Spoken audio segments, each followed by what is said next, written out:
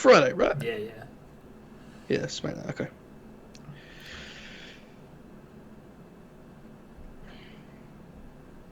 Why has the MJF got internet support, Jeremy? On TEW days, not in real life. Probably I've like just best seen that young on. wrestler or some shit. Yeah, best young Okay. prospect. So I figured. Okay, cool. Yesterday's stream was very successful.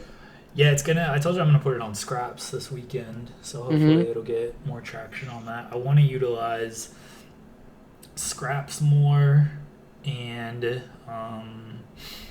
to help boost the Twitch stuff, because if people might find it on YouTube and then they'll see, oh, they got a Twitch channel, so I'm hoping to utilize that more.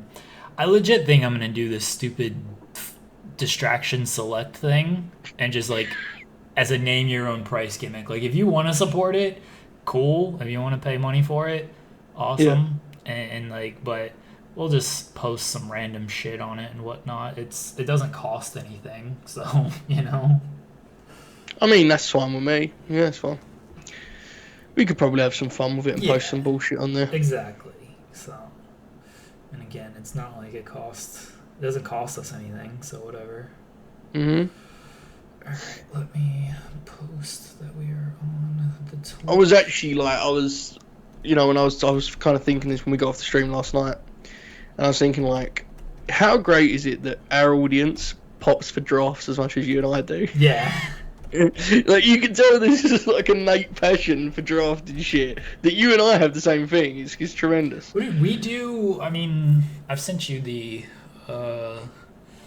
late night stuff, but like we just do those random fantasy drafting like soda and shit. Like people just love that stuff.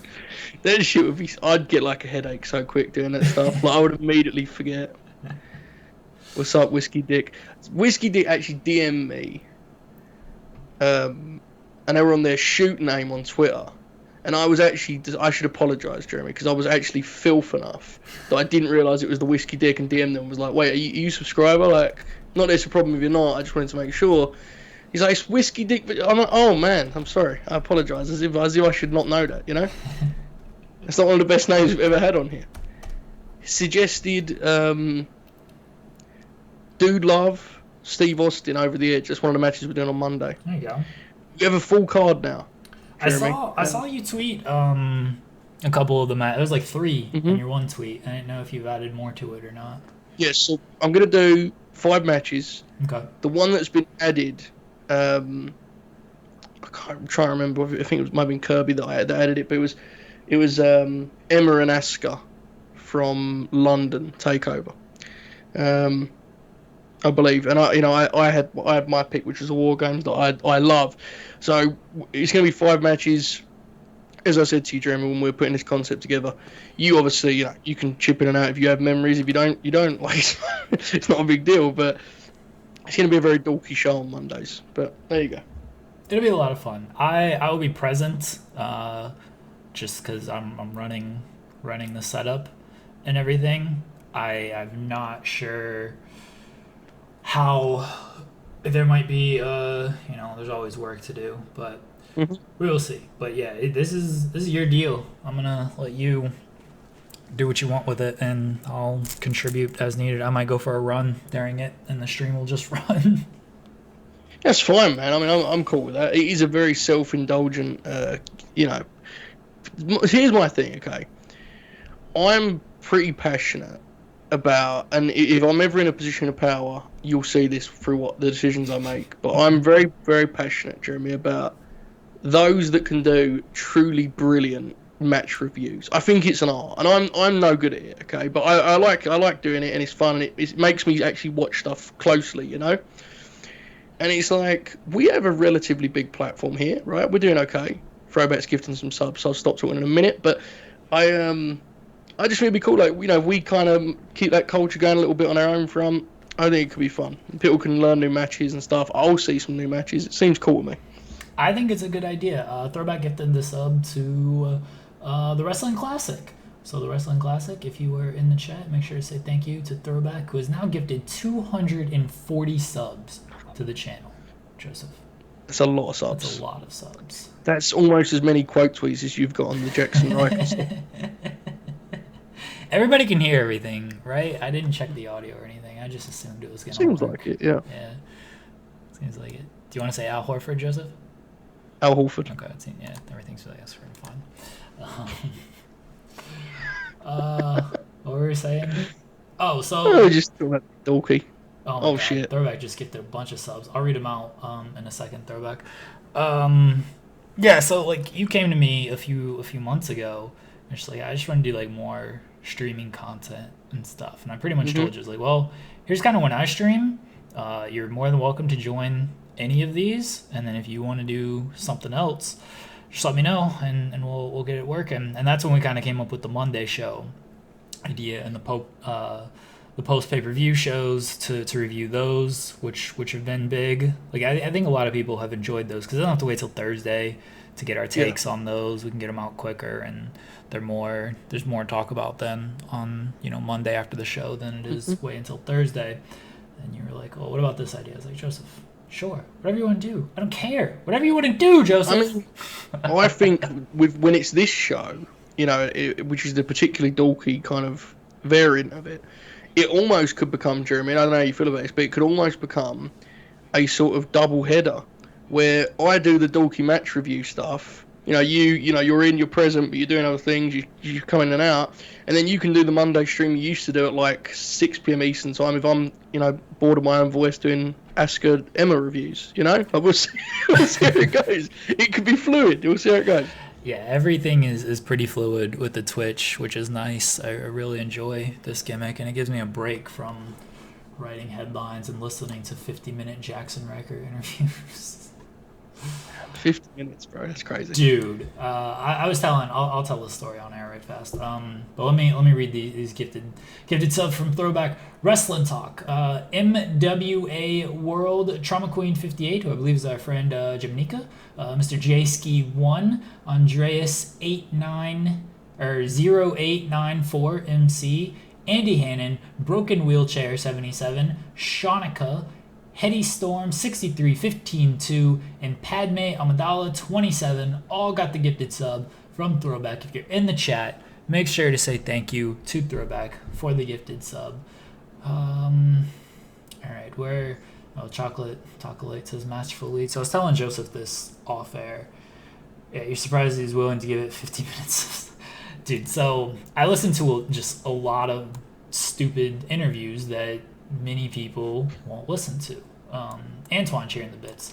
Says, gotta work. We'll watch the video on demand later. Have a good show, guys. Thank you, Antoine. Hope work goes well for you, buddy. So I found this Jackson Riker interview. I was going to listen to the Jericho podcast, and then I was searching for other stuff. I found this Jackson Riker interview. And the description of it, like the name of the podcast is like Lifestyle, Faith, and Workout or some shit. So it pretty much tells you what it's going to be right there. And the description of it is like Jackson Riker talks about his past as a Marine and his walk with Jesus and stuff. I was like, well, this is probably going to be bullshit, but I'm going to listen to it because ain't no one else going to listen to this Jackson Riker interview, and maybe I could pull something out of it. And I'm like 45 minutes into this thing, and legit the only wrestling questions are like, how'd you come up with your name? What's the hardest part of being in WWE? And so I wrote about it because I'm just like, man, I got to make this worth my while and get like some type of article out of this.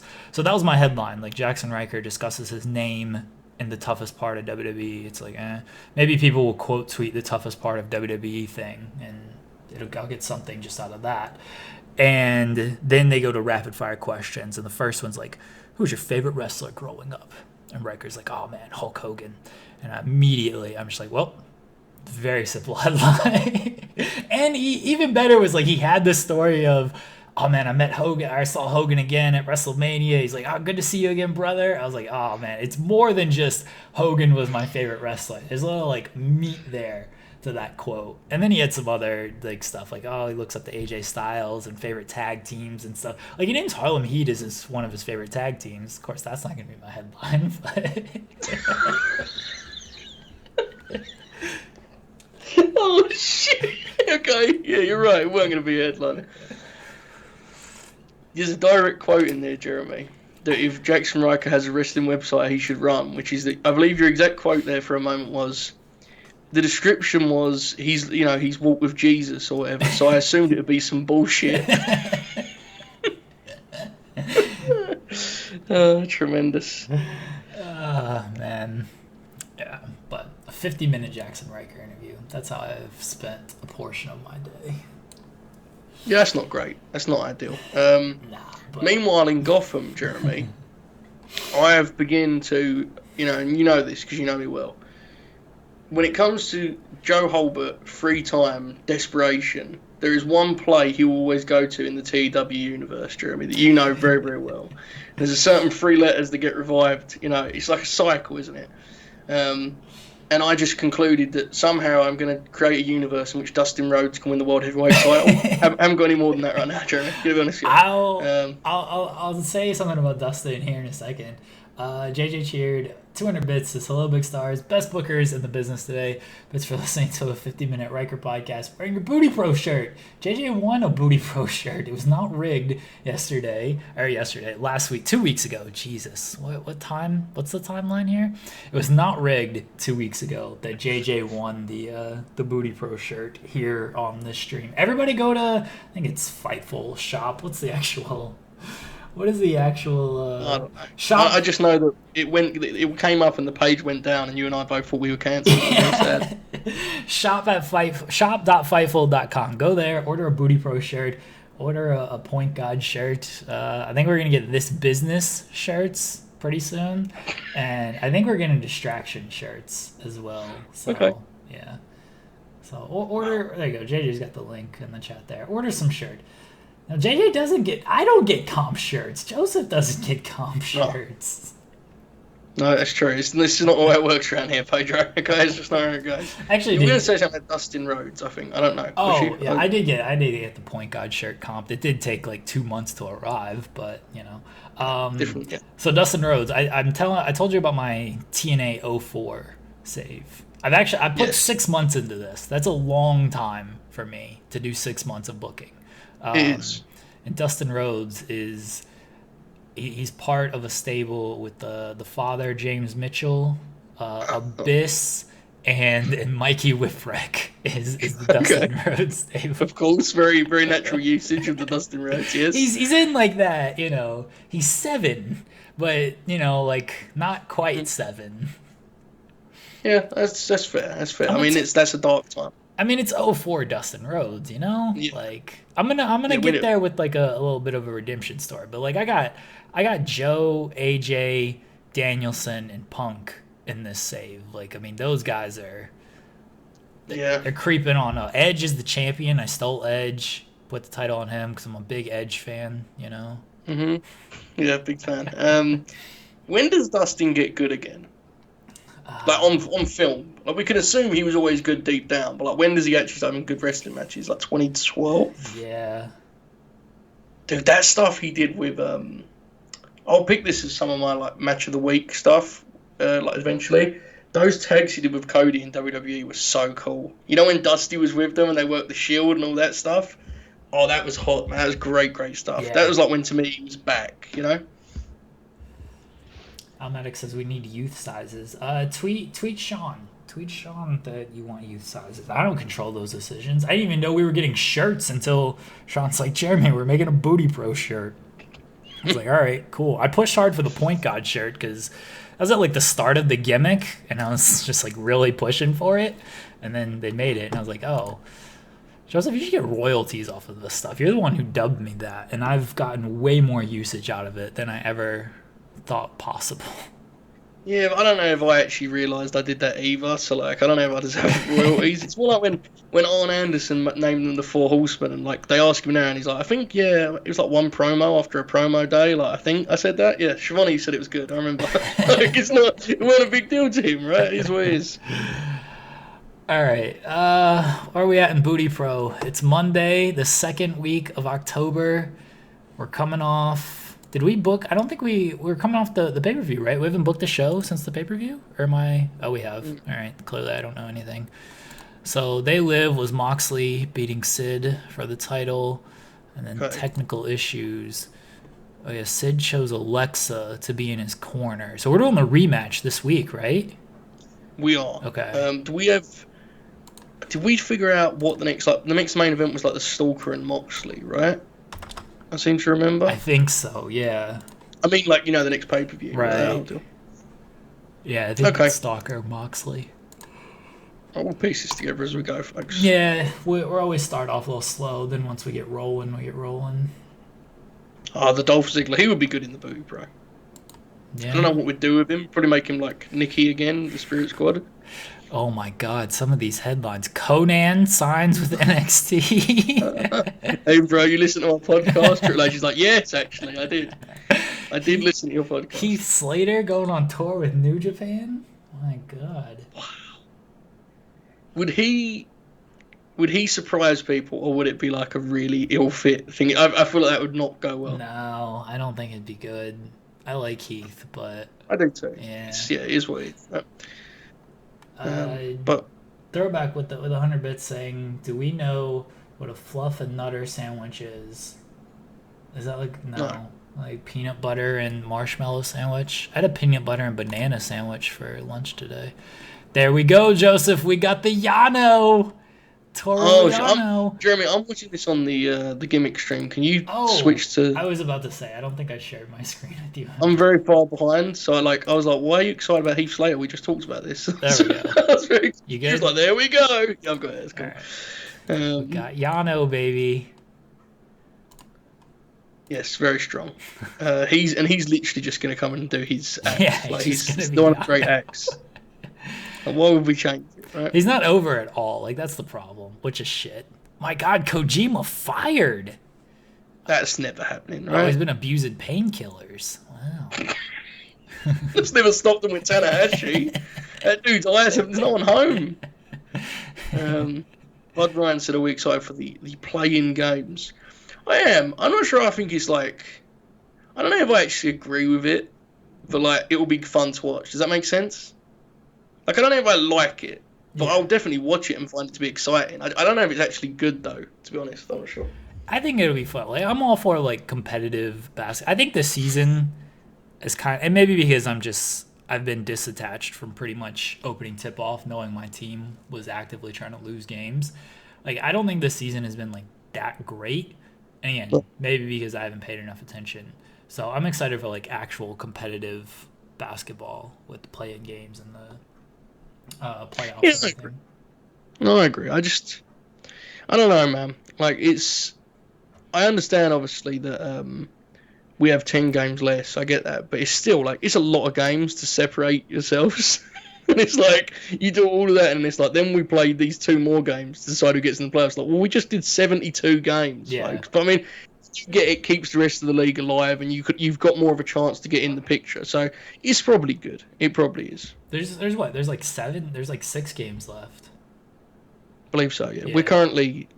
we look pretty good for this one spot. Jeremy. I think I saw my friend tweet that like the Sixers just got to go like 2-4, and Yeah. even if the Nets go undefeated and the Bucks go undefeated, it doesn't matter. So they have 2 games against Orlando. They have New Orleans tonight. Like that's an easy. They should easily be able to do this, right? They should. Yeah, it's just it's the Sixers, isn't it? I get that. We don't- I get that. No, we should. Yeah, like I'm starting to get that anxiety of like, oh man, this team is reaching, the point Yeah. where it's like if they don't deliver in the playoffs to a certain level, this is the end of this team almost. And that, like, I'm not saying if they go out in the Eastern Conference Finals, that is what it is. You lose to a great team. But you're like you fear a collapse, don't you, Jeremy? You know this. Like Right. you've seen teams that go into playoffs and like you're confident, but with that is that anxiety of holy shit, is this like the end of the team if it goes wrong? It's hard. See, I've never had that confidence going into the playoffs because every OKC regular season has just been miserable. So my thing has come from like, okay, can we like this season sucked, but on paper this team's really good, and maybe in the playoffs they'll get it figured out and everything. And I mean, in some seasons, well, really, in no seasons they did. The last Durant season they did because that was a long miserable regular season. But you're like, man. Like there's Russ, there's Durant. This is a good team, and if they can just put it together in the playoffs, it can happen. But that season was miserable because the Durant rumors and all that shit. And it was just like the one season I felt kind of confident was when they did have the 1 seed, and then Patrick Beverley happened, and it's like, well, fuck. Yeah, that's true. I can't explain where I'm at with it because it's like I don't think anyone's picking us to win the East. Well, not any people are doing it, but like the consensus is Brooklyn, right? Yeah. So we have that as this out as cowards where we kind of like pretend, pressure's off, bro. Brooklyn. But at the same time, we're the 1 seed, and this team has been together now. Well, not this team. Simmons and Embiid have been together now for 4 years? This is their 4th season together, actually playing on the court together. So it's a big year, man. It is a big year. There's no two ways about it. Samoa Joe defeated Kenny Omega in the co-main event, and it got a B. It's weird. Yeah. I'm glad the result was that way, though. Fair, yeah. Nick Jackson, Cash Wheeler going on top of that is weird. But, The Hardys are there, so Jeff went to AEW? I think that happened last time. We just forgot about it. Hang on a second. This is Dynamite. Why do they only book like 4 segments on a whole Dynamite? How long did these matches go? Apparently very long. It's not even 4 segments, just 4 matches. They didn't have any angles. It's like, we're the wrestling program. I actually have something to say about the Revival. FTR. Okay. Dax Harwood on Instagram. This is a message to the 23 people watching right now. Dax Harwood on Instagram posted, or you can like reshare an Instagram story. He shared like just 2 marks talking about Dynamite and was like putting over FTR. And like I'm gonna be honest, guys, I'm very frustrated at all of you for not clipping up hundreds of times that I've put over Dax Harwood, because like I think we'd be best friends by now if you'd have done that. I'm just saying, okay. I'm not blaming you guys because, in fairness, this other brother had done it himself, which is what you should do. But I am blaming you guys because I have put over Dax Harwood on approximately 97% of the shows produced on this channel, and all you had to do was screen record, and we would all been stars. So, yeah, there you go. Just slight request, slight gripe, but we'll see what it is. All right. What are we doing on this show?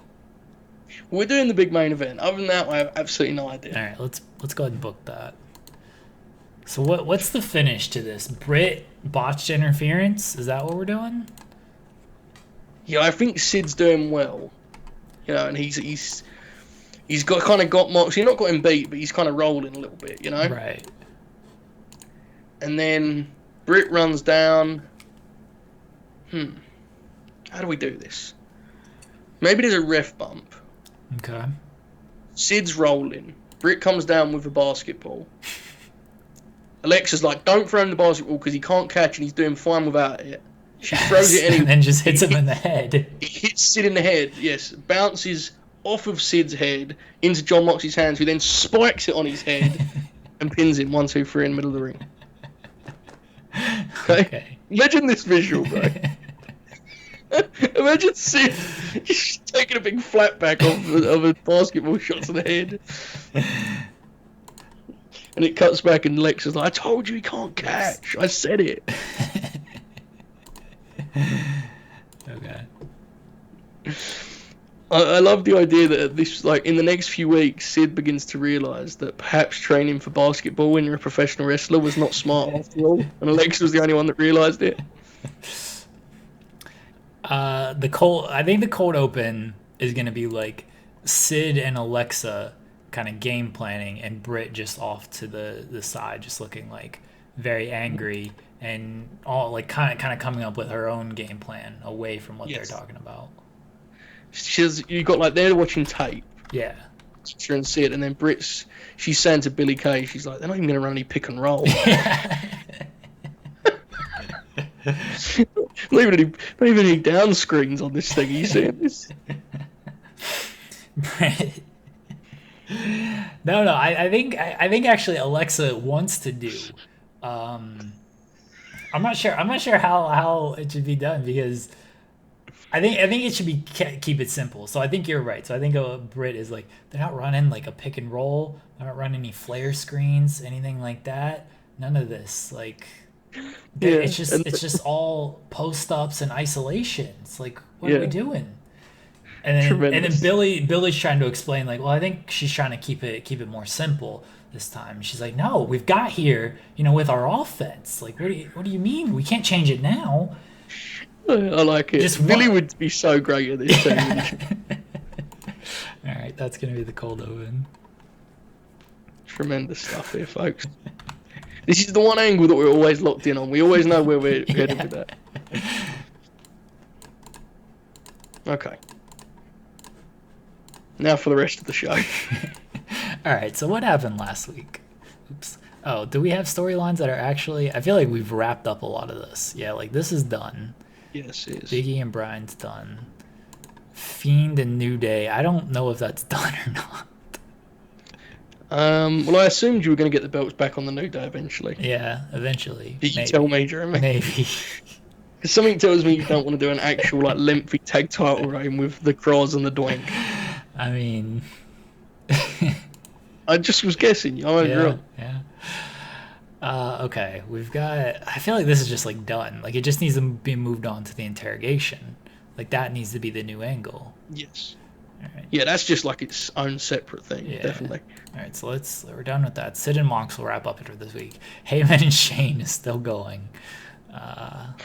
And then Britt and Alexa, which has been running since January, Joseph. That's when we started. Yes. This is legit.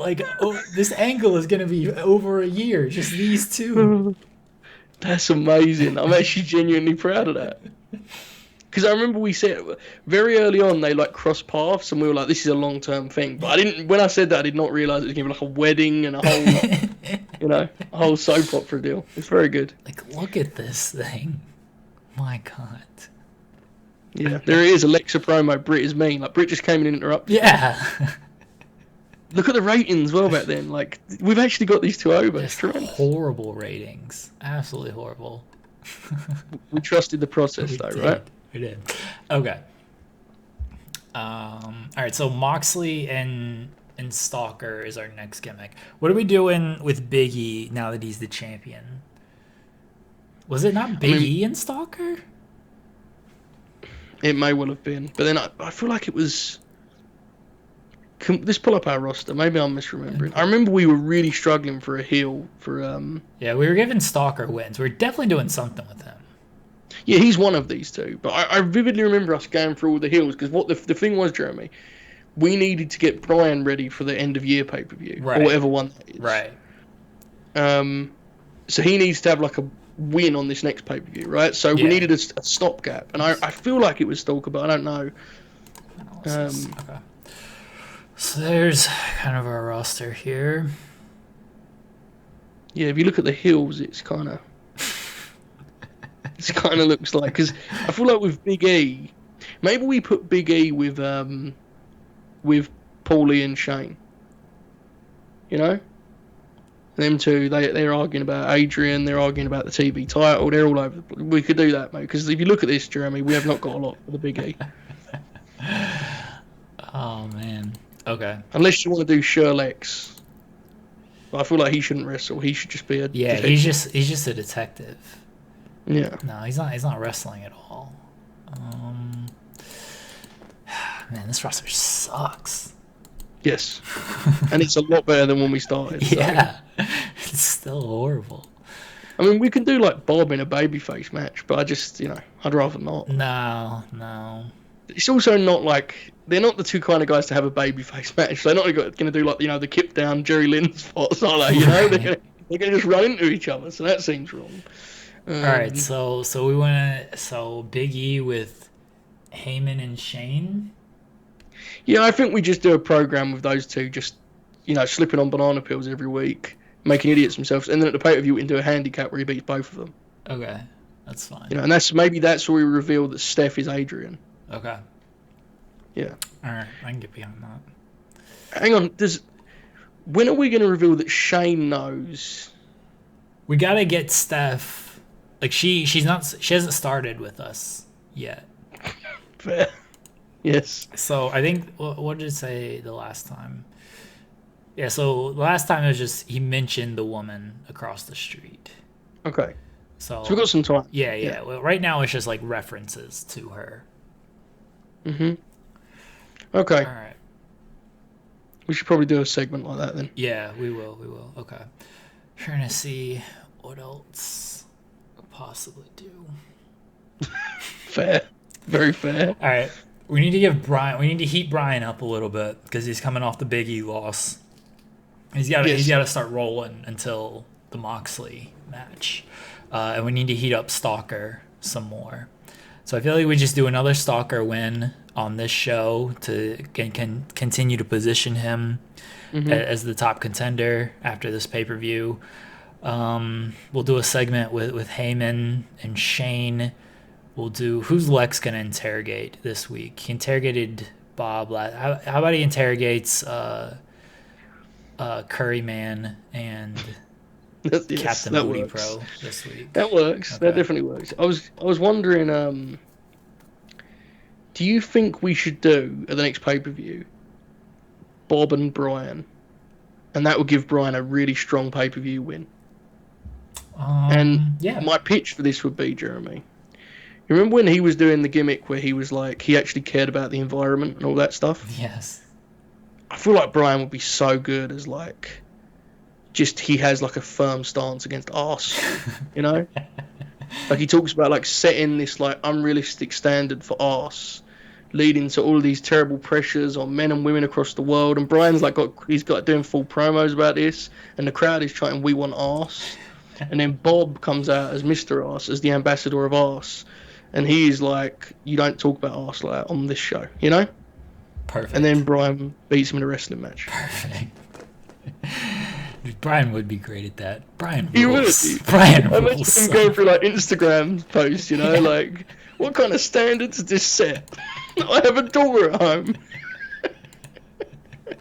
It's tremendous. Oh man, Brian rules so much. Yeah, man. This is why, like, I mentioned this on the podcast yesterday, but like, all of us are doing this film. We book him in dream matches, and it's just like, he's just such a good television character. You know, it almost feels like a waste, right? It's like you want him to just be able to do everything at once. He's that great, incredible wrestler. All right, Stalker is gonna beat I don't know, the fucking. Has he beat both of the guys he turned on? Because if not, we could do that match. Because he turned on Captain and Curryman in a 6-man. He just beat Curryman last week, so we'll have him beat Captain this week. Okay. I love that we both just call him Captain. Yeah, we know. Like it's Steve Rogers. I might get an email from Peacock. Oh god. Sounds bad. They've uploaded Night Try here. Have they? That's good. Believe so. Okay. Stalker wins. Let's make this storytelling. Alright. Lewis says, who is getting shot on today's BPW? Yeah. Time will tell. Yeah, I don't know. We don't have anyone set to die yet. No. But we can always do like... Wait, is Heyman leaving? I swear there was someone who was like leaving. Am I misremembering this? I have no idea, honestly. You can find out by his contract, right? Yeah. I was seeing if there was anybody else who... I was trying to think of like news. I was gonna look at news, but I think it has to be outside of this. I'll look at Heyman's contract. Oh yeah, Stokely's going to be his like special...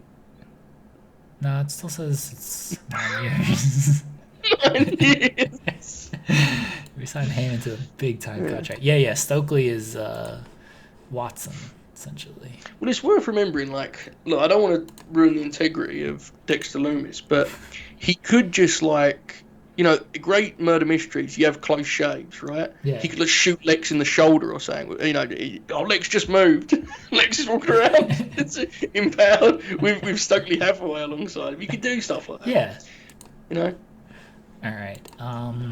What's the Shane and Paulie segment this week? So Heyman mentioned the woman across the street.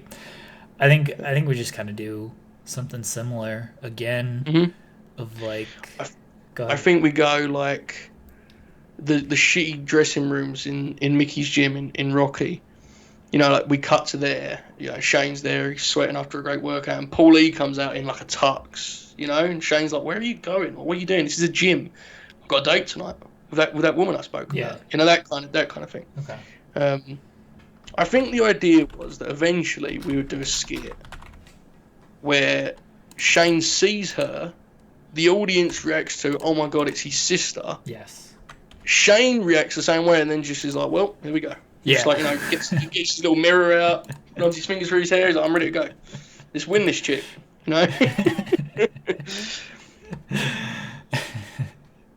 Just in the most like doofus way. Because if there's one thing Shane Man can do well, it's be a doofus, right? He could pull that off. Yes. Okay. All right, so we need an interrogation. We'll just do Curry Man since Captain Booty Pro got beat, and next week he can interrogate Captain Booty Pro. I'm imagining Lex being like, you've seen awful downtrodden as of late. Curry Man, he's like, well, yes, the stalker kicked the shit out of me last week, and then this week he kicked the shit out of my friend. He has nothing to do with me being a murderer though, Lex. That seems like a big reach you got there. Okay. Could you think Lex could even do this bit? Like, you've seen 2000 Lex. Is he even capable of this? Dude, he can do, like, goofy shtick, I feel like. Yeah. I don't know how much, like, his heart would be in it, but that might make it, like, even better, you know? I agree, I think it would. Yeah. I feel like he did some good stuff when he was in Goods, not the right word. The Ric Flair faction that they closed WCW with, like the Magnificent Seven or whatever they did. I feel like he did some wacky stuff with Buff in that time. Yeah. So I think he can. It's what you said. He wouldn't care, but that makes it almost funnier. Okay. Sure, Lex. Who the fuck? Oh, Captain Booty Pro. Now, the big thing that I'm trying to figure out here is Britt dropping the woman's title the next one, or is it Nia next and then she loses it on the final one to Kelly, which then causes her to propose to Sid? Yes. It's the second one, Yeah, right? So we're doing Nia next. Yeah. Okay, well, she's not like most girls. So, do what you will with that. Because we gave Nia a win last week because we're heating her up a little bit for that. Oh, great, okay. Yes. All right, we need maybe like a short match, and then we can fill out the rest with angles. Okay. Is there anyone we could do with giving a win? What's the last thing did? The last thing what Lashley did? Yeah, Mr. S. As far as a match or? Yeah, a match. Yeah. Okay. Just beat Gonzalez at the pay-per-view. Do we want to do a Bryan win, and then we'll kind of? How about we do a Bryan win, and then we just do this will just kill time. He just like walks backstage and sees Lashley, and he's just like disgusted. And then next week he can like cut the promo. Yeah, he should also at some point win a match by like when he would get his he would hook a guy in Ring of Honor and he would like drive his elbow over and over. He should do that at someone's ass too at some point. Not this week, but I agree the disgust part should definitely be there. All right, he's just gonna beat somebody very quickly. Nathan Jones. Very fair. The man that's used regularly on this show. 3 minutes. I didn't even know Nathan Jones was a heel. Like, could care. He's Nathan Jones. Who cares? All right. So we fill out the rest with angles. One of the angle will be just Bryan is disgusted by ass. Factual. We should start this storyline, right? Yes.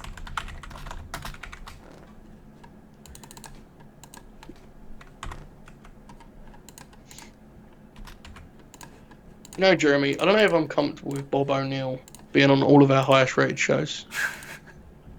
I don't know about you, but I'm not sure I'm comfortable with that. Joseph, we got him over. Like, it's not like he's just on our shows and that's why they're high rated. Like, his first appearances, they weren't good. And then we gave him the corner 3, and then we did a 2-month storyline with everything. Mm-hmm. And now they're like, oh man, O'Neill, he's a regular, he's a draw. So yeah, we did that. I agree. He's very Ultimate Warrior to me, He doesn't realise how much of a product of our system he is. Is he in the chat? Did he tweet something?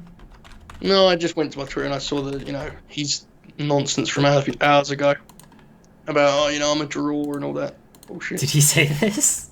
Yeah, because I said about video on demand wise, I think that was our biggest Twitch show, like that I've been on anyway, last night. And Bob was like, "See, I'm a draw." Oh. Did a victory lap tweet. Wow. All right, we need 2 more angles, or we can try to find. We might give Mox and Sid some extra time because I feel like I shortchanged it.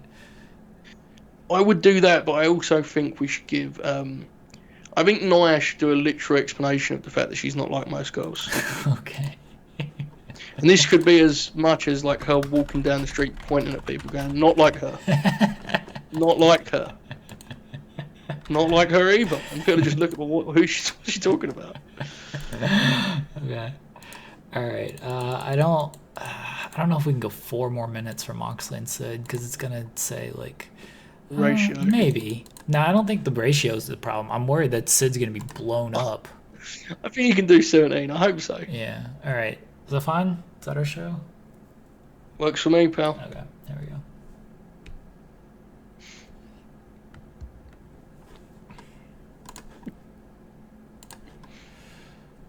As usual, the Bulls deliver. Bruce was a slight. He brought it down momentarily. Yeah. We got it back on track. We're back. Killed him. We literally killed Bruce. This was not great, but there you go. Yeah. Stalker's not suited for the gimmick. What's his gimmick? Stalker? For that went without saying. Shane and Heyman not suited for the gimmick. This is better than usual, I want to say. Yeah, I feel like it is too. They're getting over. Oh, Jesus. Dude, she's not good. She's not. We've established it. I understand, but like, do you think that segment that we just booked with, or I booked, I'll take responsibility, would be worse than the majority of stuff we do? Because I feel like it would not. No.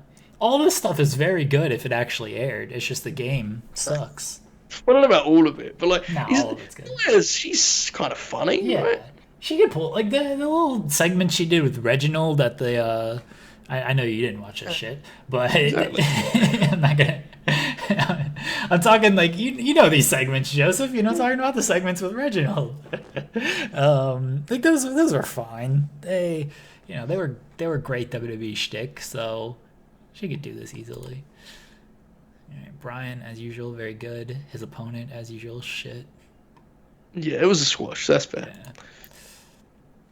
All right, this is gonna get over. This is gonna be. And it might be too short to get to like B+ territory, but Brian's gonna. I mean, honestly, man, Bob needs it because he's not really been very good thus far. No. So. The kid 251. Thanks for following, man. This is honestly better than I expected. Yeah. Now, is the reason for that it was Chris Daniels rather than Taguchi? Maybe. Yeah. Maybe. All right. Yeah, he was tired, Jeremy. Yeah. I was very worried about Sid. I mean, this is his last world title match for the foreseeable future, yeah. So, we'll leave the memories alone, brother. Good run for Sid. Very good run. I actually want to see, like, doesn't they have like the prestige and shit in this game, right? You can track the prestige, can't you?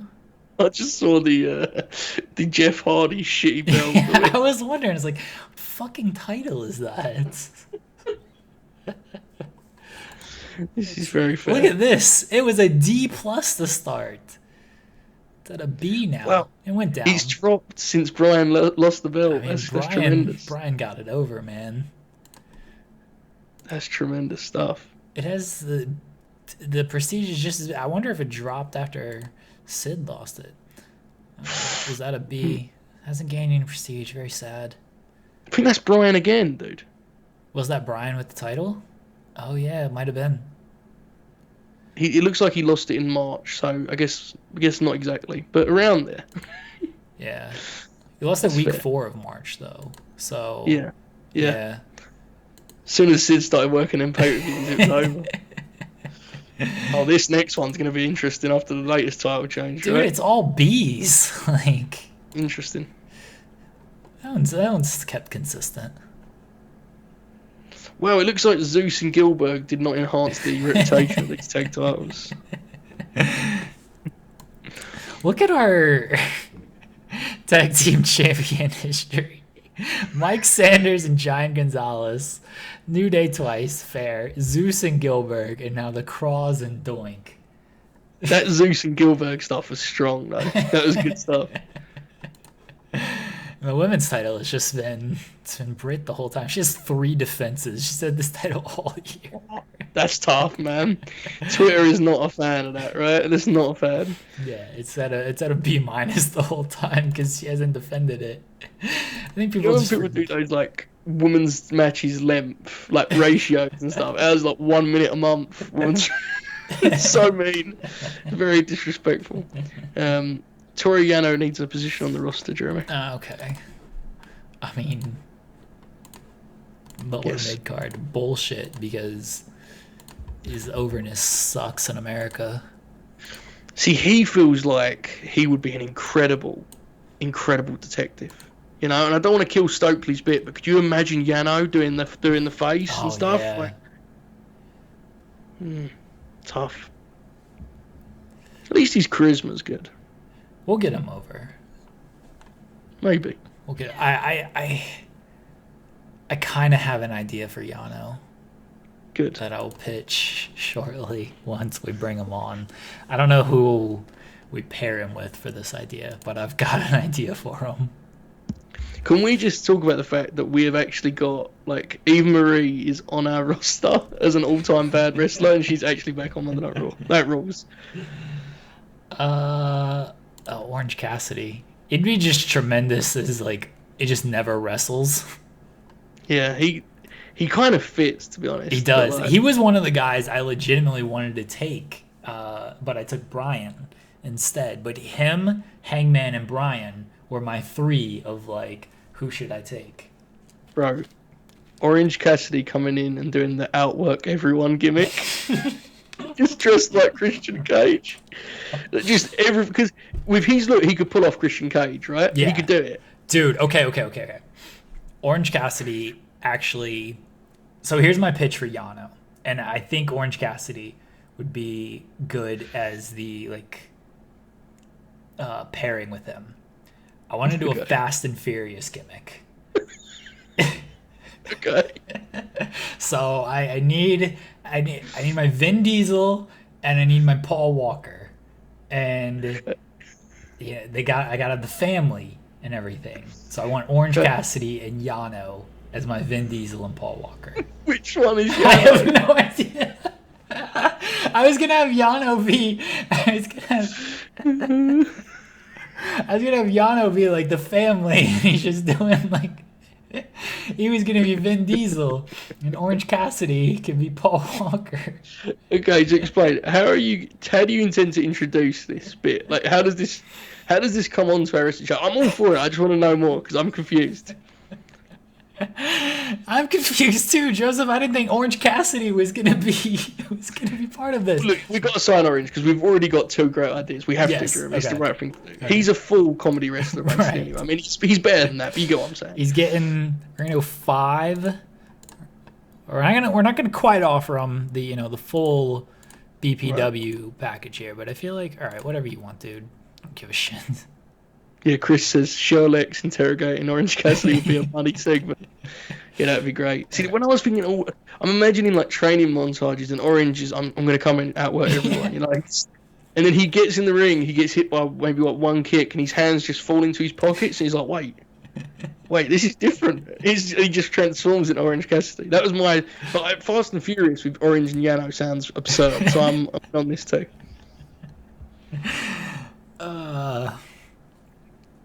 I don't know how we introduce it. We just have Yano. We introduce it as like an old school vignette. We do it as an old school vignette. What if we just mentioned Eva Marie? She's doing car stuff. I think someone in the chat might have said it. Because I want to give them credit. Yeah, Ray Callahan. Eva is Yano's sister. Like, we just do, like, an old-school WWE vignette of, like, they're just racing cars, dude. Like, you just see this car, it's just this race. It's this drag race. And at the end of it, Yano, the window goes down, and Yano turns to the camera and gives a smile and goes, Okay, I'm in. I'm with this completely. Yeah, no, this is good. Because what's most impressive about it is in this vignette would be featuring someone that's been on our television, and like I think worked to pay per view, I'd imagine. Featuring another person that is a major star from another American TV show, and the other who is a long time veteran of the Japanese scene, and we're doing it all in this one scene with no explanation. No, Orange isn't in this scene yet. He's not in this yet. Yeah, because Orange, if he's gonna be Paul Walker, he's got to be like an infiltrator who gains the trust and everything. So he's going to be introduced as an infiltrator. This sounds very bold, Jeremy. I'm going to go with this, dude. I really just wanted to do a Fast and Furious gimmick on this show. I'm all for it. Did you have any idea who you're going to put with Yano before this? No, absolutely not.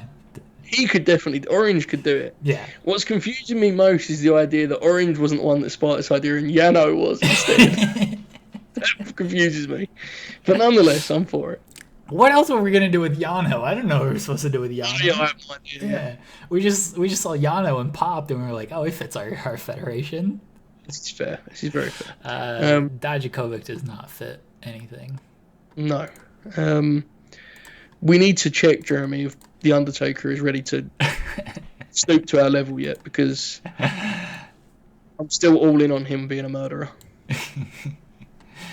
I don't think he will be, but where the fuck is he? Oh, it's TH. There we go. Okay. No, still too small. When do we grow in size? I feel like we've been like gaining so much popularity. We got to be growing pretty soon, right? We need to get C+ in 8 regions. And we've been at C for a long time.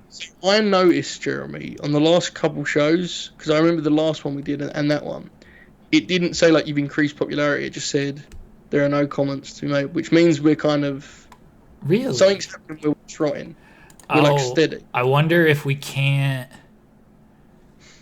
do it because of our TV deal. Maybe, yeah. Because like, then again, America, I think we should be fine. Yeah, I don't know. It doesn't matter. I mean, the Undertaker's a bummer, but you know. I've been at sea for a while now. Let me see here. Broadcasting. Because they're. Go ahead. It's just America, right? That's all we've got. Yeah. Okay. I mean, ESPN's very big, though. Like, it can't be the TV deal. I love that we're on ESPN. That was one of my best plays. Yeah, I don't know. I do not know. It could also be sometimes it's the level of your like biggest stars and all that stuff too. So right. I don't know. Well, hopefully we can switch to numbers and see if we were getting over more. I don't know. Imagine the Undertaker showing up. Okay, Jeremy. Imagine this scene. Limousine is Taker. You know, he waves the crowd outside. It's the Undertaker on BB. That's incredible. He walks through and Lex is standing there. Detective Sherlock Holmes, okay? And he's got the cap on, and like they have like the detector thing. And Taker walks through with like 5 guns and 6 knives on him. Lex with like, and Taker's like, "What are you doing?" He's, you know, we've been looking for a murderer for months now, Taker. What do you think we're doing? We're arresting you for the murder of Bruce Pritchard and Buff Bagwell. And Mark's just like, "I'm a pro wrestler, Lex. Of course I have guns and knives on me." And Lex is like, "Oh yeah, of course you are." Waves him through. Why would we do that? Dude. How can we gain in size? This is bullshit. It's filth. There's gotta be a way. Like, we're very big in America, and I feel like it should get there. I don't care about the rest of these stupid countries. All right. We do need the machine gun Carl Anderson, actually, right? Is he? I don't know when or how we get him, but we need the machine gun. He's probably like not under like an actual signed deal, honestly. He wouldn't be on the new mods, definitely. No, he's written. He's on a written deal. On the new ones, he'd be like pay per with AEW and all that. Damn, Cole's 41 now? Good lord. Oh no. Both of these got to be good, right? Like Sid and Mox, No, they'll be fine. it's not going to be Oh good. no. Selfish behavior? I mean, well, he's the top star. He's fine. Yeah. Take no action. Mox will be good. Oh my god. He's over here bragging about the money he's making. High five. Do what? No high five. Take no action. That's not Moxley's way. Come on, the guy's about to do a death match with Nick Gage. Yeah. All right. Oh, Who's ridiculous. what? Who are we doing this week? Kelly? What happened last week on this show? Oh, this is the B show. The week. I don't know. Kelly beat someone, or Buff was a recent one we did. Oh, so both Brian and Kelly won. Who There you win? go. We got to get back to our 20-minute classics here. I agree. So what are we gonna do? Kelly 20-minute. I feel like, did Kelly beat the van, or did the van beat Kelly? Kelly beat the Van because that's why we're setting up for the title shot. Okay. Okay, so yeah, we'll do a classic with Kelly. Another in the Nature Boys catalog, you know. Gene Snitsky. That will be a classic. Yeah. There you go. 26 minutes. Kelly gets the dub. All right. Tremendous B show. You know, it's all fun and games when you book this stuff, but like, actually imagine watching that match. Imagine what that looks like. You know, it's just incredible stuff. What do you think the longest match of Snitsky's career is? Like 12 minutes, I would guess. Maybe. I don't know who Bruiser Mastino is. Am I supposed to? Oh, it's How dare you. Mantar, of course. How dare you not know the inner workings of the Mantar character? Cracker Jack says, "Are these shows graded higher than your numeric pop?" Oh yeah, I think most of them are yeah, they are because most of our shows get like a B minus, and Right. we're at a C, but we're using the grades and not the the numbers, so we can't see the numbers. I could switch it, but we're not gonna do that. Yeah, I'm not sure. It's weird. Yeah, Royal Rumble, I'm not gonna count that, Luis. I meant like a singles match or even a tag team match. Raw is such a weird show, dude, that he might have had like a 15-minute match with like Eddie or some shit. You know, like I'm sure there's some dumb match out there that Snitsky had. And AEW's going hard for the Orange Cassidy. All right, dude, we'll make this worth your while. Don't worry. Yes, it could be the state of the wrestling industry. That's a good point by the I Am Crackerjack. Yeah, I didn't check that. I mean, the wrestling industry just like generally sucks, so I imagine that it's Fair. it's not in a good state. Yeah, this isn't that unrealistic, guys. Come on. What is entire world? And the economy, so the wrestling industry is at an E minus and falling. Yeah, it sucks. Oh wow, so it's that bad. Okay, Yeah. that makes sense. Then there you go. It's really bad. You think that's correct, Jeremy? For that's too far, right? No, it's not. It's not that bad. I mean, shit. At least in terms of the deals that are being handed out and everything, Right. like they're doing pretty well there. TV in terms of this though. Okay, so we agree it's not that's a ridiculous grade. Obviously, if we're talking real life, but is it going up or down? In your opinion, I actually don't know. Like, what do you think? In terms of, wait, say that again. Like, is the industry trending in the right direction, or is it falling in terms of relevance, popularity, Oh, momentum, all that stuff? I feel like it's been the same for like 5 years. It may be, yeah. I think it's actually. I do sometimes wonder, like the COVID era of wrestling, I think AEW's presence has been very necessary in that regard. Yeah. You know, like these shows feel somewhat alive, which I mean, I just know for me anyway, Jeremy, like it would have been a tough year because the Yes. rest of this stuff is either fully empty arenas or, you know, I mean, no, the rest is basically right. Yeah. Impact, Ring of Honor, and WWE's doing the Thunderdome bullshit. So But you know the good thing about the Thunderdome, Joseph, is that yeah, there's no latency, and so when you want to give the yeah. thumbs up, they can give the thumbs up right back. Did you have you asked Drew McIntyre about winning his first WWE title in front of no fans? Very surreal Yeah, moment. Yeah. but when he won it at the Thunderdome, it was a lot less like, you know, kind of off-putting because, you know, there were fans in attendance. I mean, not really. They were on a Skype screen, and his family was there. Yeah. Did you know that? Yeah. So like, when he won it, he heard them, so he didn't have to.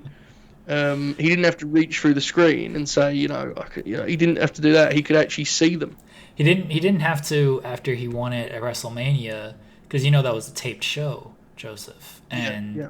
there was no concern that, oh man, what if it airs and like Brock actually wins? Like he could actually take the title out and be like, okay, now it's real. There's no swerve. Because I don't know if you know this, Joseph, but like Right. the wrestling business, it changes very quickly, and until like it actually airs or it actually happens, you just don't know. They might pull one Hmm. over on you.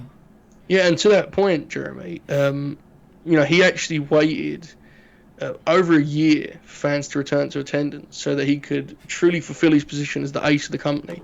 And what happened was, is Bob Lashley violently choked him unconscious in front of everyone. Did you know that? Did he say that part too? Because that was one of my favourite parts of it. Do you remember when he went so far as the ace of the company that he learned the statistics of the promotion's viewership across the globe and their Twitter numbers, only for Bob Lashley to like log onto Twitter once a month and choke him unconscious at WrestleMania at the age of 45? Bellator veteran Bob Lashley, Oh man, poor Drew. once famed foe of James Thompson, Pride veteran. Poor Drew. You read his Bro, book? you remember James Thompson fought Fuck Fedor's Kimbo. brother? Yes, but do you remember the fight with Fedor's brother? I remember Fedor's brother. Bro, you could do a live commentary because it's a very short fight. Do James Thompson and Alexander Emelianenko. Oh boy. This shit was, I don't know if it's even on YouTube anymore because Fight Pass is filth. And they halted all of our fun. But God, this ruled. Alright. I'll find it. It's on there, it's on there. Yeah, okay. Here we go. I'm gonna watch this live. I've probably seen it, I just have no recollection of it. I want to say it was on a big Pride event. Yeah, it was on Pride. I want to say it was like 28 or something. Dude, Pride ruled so much. Let's talk about Pride, Joseph. Just the aesthetic of it was so Yeah. gorgeous, right? Alright, here we go. Dude, James Thompson is on so many steroids for this fight. It's so fired up. I remember this shit vividly. That's the thing. He is ready to go.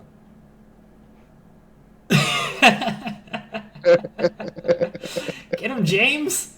Oh man, they are just chucking. Oh no, James got caught. Oh my god. Oh, they stopped it. It's like a 10 seconds. What did he stop it for? I don't know if it ruled. He runs in, he gets. Oh shit, man! On that same card, Mark Hunt versus Dan Bobish. Oh shit! Overeem fought on that card, Jeremy. Dude. Crow Cop Josh Barnett ended in the shoulder injury. That was a weird one. Dude, we should watch Pride events on this show. I'm all for it, but that Fight Pass thing is disgusting, bro. It's like the way they've edited them is awful. It's not a good product at all. Oh, Main event of UFC Fight the Pass? Yeah, the rematch, Vonderlei and Rampage Oh man. was the main event of that show, where he sends him through the ropes. I Yeah. want to say, right? No, was the rematch where he hits him like 30 knees in a row on the feet? I don't know. My memory's bad. I think he sends him through the ropes in the second one. Yes, I think you're right. First one's a standing stoppage, I think. Yeah. They were what violent fights they were, Jeremy. Jesus. Guys, I'm sorry. I know we're just talking to each other here, rambling, but that stuff is like, that's just, you know, them men, Jeremy. They were truly built different. All right, They're built different. we got Stephanie. Heyman's complaining once again because he always does. All right, we've got Stephanie though. Okay. Yeah, Pride. Pride was great. Like, it's tremendous promotion. All right, I'm assuming we've got Orange. Yep. There's a headline involving us that I was not aware of. Oh, Did you see that? There's a headline. What? Involving us that I was not aware of previously. Oh boy. And this could be just me forgetting, but the boogeyman.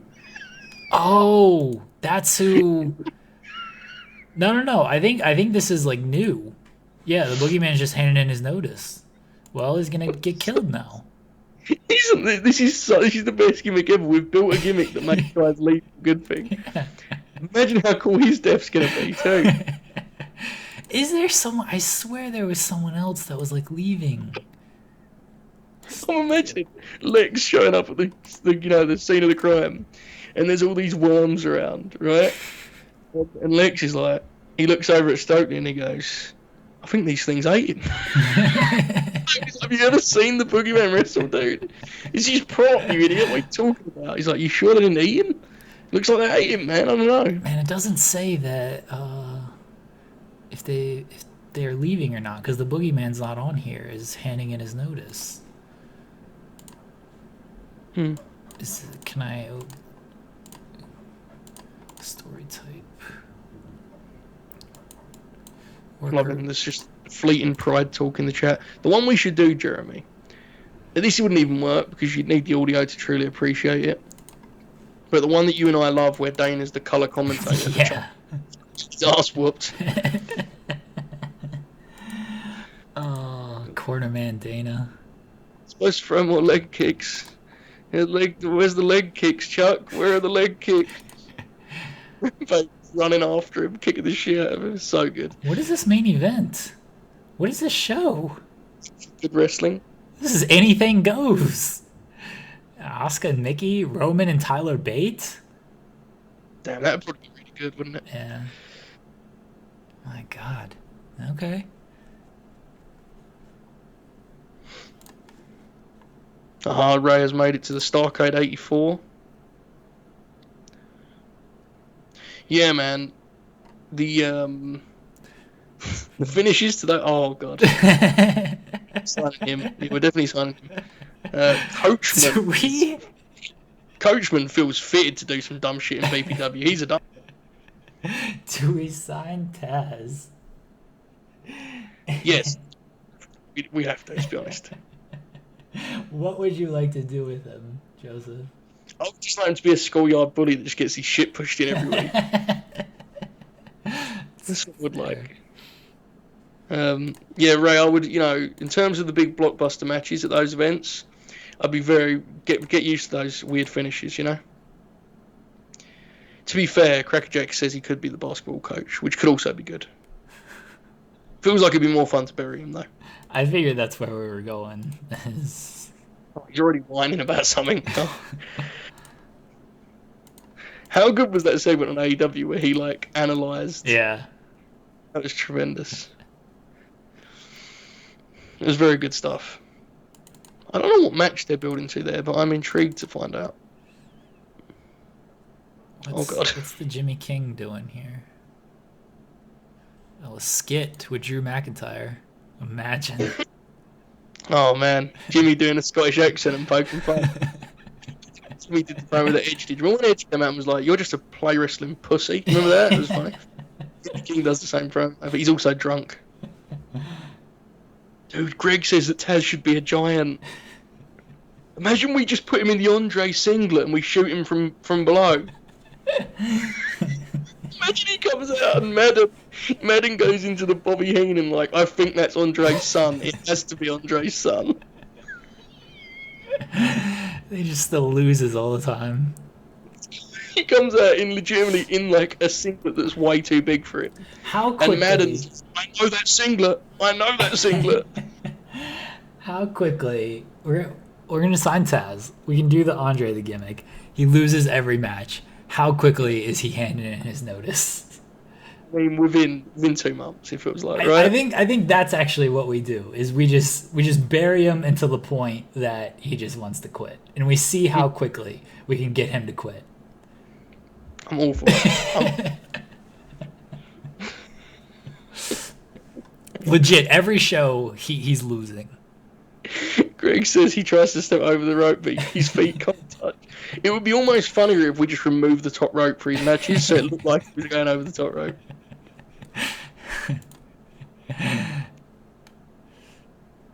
Oh my god, Urban Decay? What kind of coke is Tony on? No, it's not Walter. Urban Decay. Jericho defeated Allen and Cabana. Okay. Penelope Ford's their women's champion. Oh wow. I wanted to, you showed that guy on the NXT UK that's contract was up, and he was like, "That's not Walter." Yeah. My pal Rose planted on Twitter. She was trying to sell me on. I was like, I think I'm gonna watch NXT UK. Is there anything you want to tell me about it? She's like, she gives me like 3 paragraphs on the women's division being good, and then she's like, and then there's Walter and a bunch of pale white guys with beards. And I was like, well, there's a pale white guy with a beard. Yes. Oh, Kerwin. Kerwin was the guy who left. Did we kill him? No, you didn't kill him. He'll die in death. Yeah. Yeah, he's just dead. Oh, Tony's trying to keep Taz. What a load of bullshit. There's no way that if you tried to hire Taz, Paul Lee would be like, good idea. There's no way Paul Lee's doing that shit. Wow, Kelly over Taz would cause a lot of controversy. Oh, he's losing to everyone. Again, Jeremy, make sure he can do like in ring or whatever he has to do. Oh, good call. Yeah, never. I don't know if you'll actually like allow that, but we'll see. Well, all right, that's fine. You can do major TV shows. Don't need you doing the house shows, brother. Okay, here we go. Tremendous stuff. Good call. Thank you, whoever pointed that out, or Joseph, if you pointed that out. So we got Boogeyman and Kerwin as the next 2 victims, right? Yeah. So,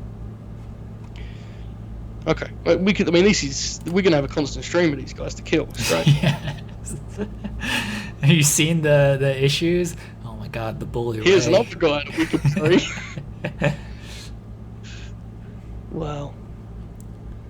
Did you see his tweet about Impact, bro? Yeah. Why is Jay White? Where's Jay White?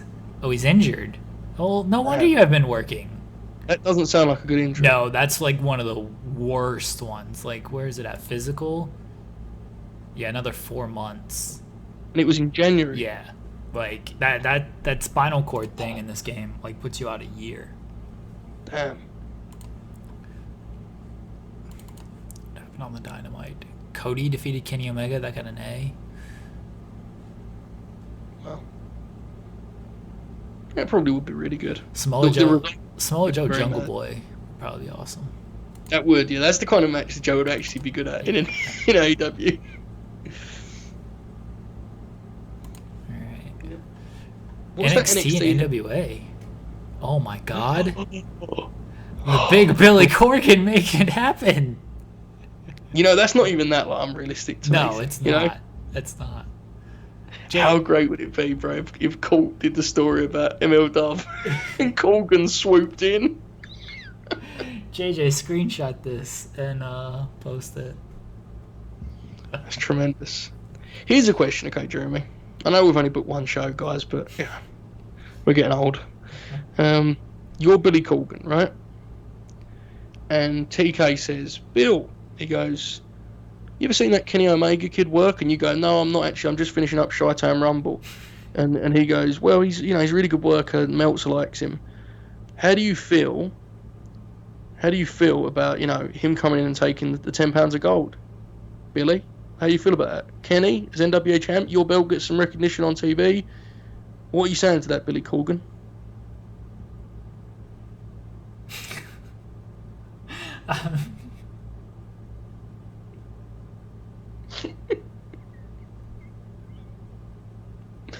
Uh,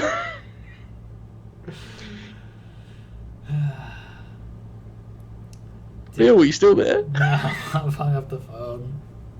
Just hung up. Bro, imagine like Kenny stopping through the power in the studio and having like a 3 3/4 with Aldis taking the title. Oh, tremendous. Almanic says NXT signs Cornette's right. Bro, imagine they sign Cornette and like all of a sudden all of that side of Twitter is like, actually, if you go through all 101 bad quotes that Jim has produced, they're not that bad. Corgan. Ray says that Corgan will only do it if he gets the Dynamite theme song. There's nothing I love more than when it's like, oh man, the NWA must be losing money, and then on your feed comes up like, breaking, Smashing Pumpkins to be touring again soon. It's, oh. Alright, here we go. We got a show to do apparently.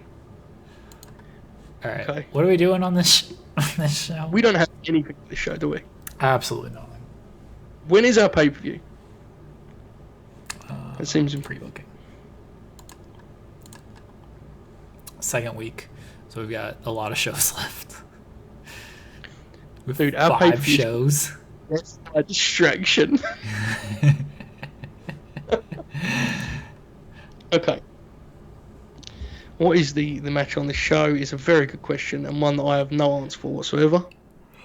Okay. All right. Well, Boogeyman needs to lose, and then Yes. get murdered. Kerwin. Yes. No, Kerwin. I think Boogeyman still has another week left, so he can lose because just have him lose on his way out. Kerwin just needs to be dead, and we don't have him anymore. But he just needs to be dead. Okay. That doesn't help us in terms of main event. No. I think we're gonna do. What if we do a Brian main event, just because we know that's going to be good? What if we do like Brian against Wesley Blake? Like, we've learned Wesley Blake can actually like kind of have good matches. That was.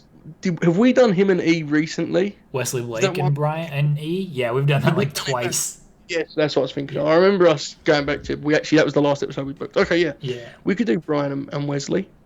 What if we do that as our main event, and that's when Brian cuts like the ass promo? What if we do a Lashley? Because we need to give Lashley a win.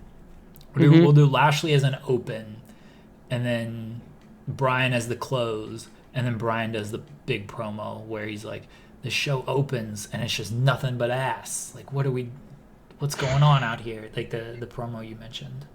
Okay, yeah, that's good. No, I'm with that. And then as the weeks go by, he can start adding the layers of like Instagram posts on the screen and stuff. Yeah. All right. Well, the cold open has got to be. What if it's like Sid and like the ice bath? He's in that gimmick. We've never used an ice bath, I don't think. We haven't. Yeah. So he's coming off of that.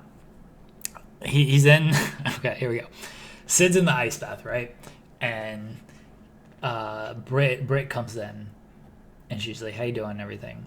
And Sid's like, you saw. She's like, "Don't worry about it.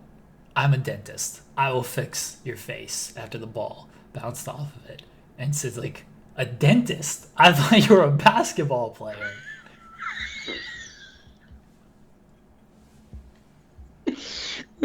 He's like, DMD, defensive-minded destroyer. She's like, what do you think? Why do you think I've got fucking dead teeth on the back of my ring jacket? I'm just confusing the poor Sid of like, is this a wrestling company? Now she's a dentist? I thought she was Michael Jordan. What is going on? Yes, very good. That's very, very good, Jeremy. Good job. Alright. Does Alexa come in this scene? I don't know if Alexa's actually in this scene or not. Imagine Alexa walking in and Sid being like, have you heard this? She's a dentist.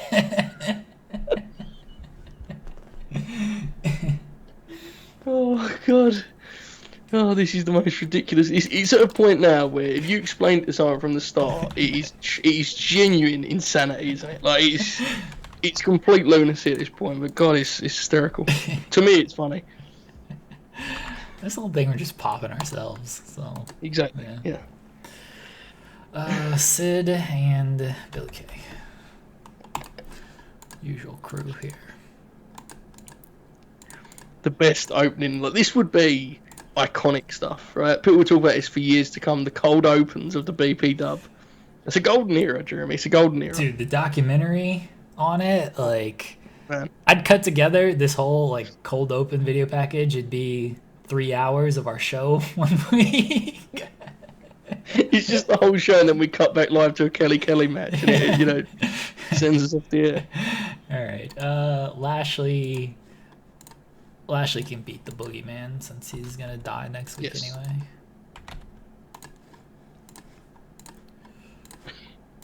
The Boogeyman is an elite guy for Dexter to kill. Yes. Like, just look at. Yes. Where's domination? And then storytelling. Okay. All right. So how are we doing the not political murder of Kerwin White? Are we just gonna have like Lex discover his body? Like, how? It's not political. Just. I think what we do is, I think we go full Lebowski with it, where Lex is in his office because he's a detective. He has like his own office and files and stuff. Mm-hmm.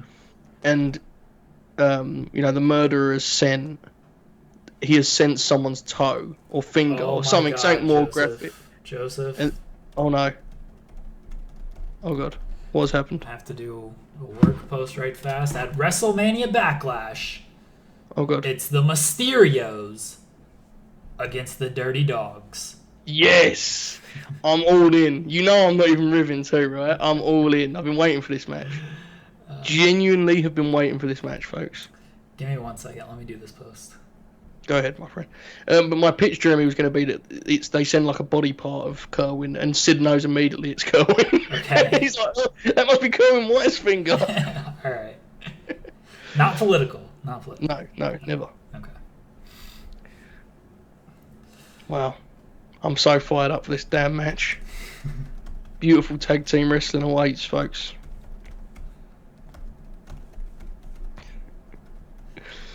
WrestleMania Backlash. Stupid fucking name. That's the dumbest shit, right? So dumb.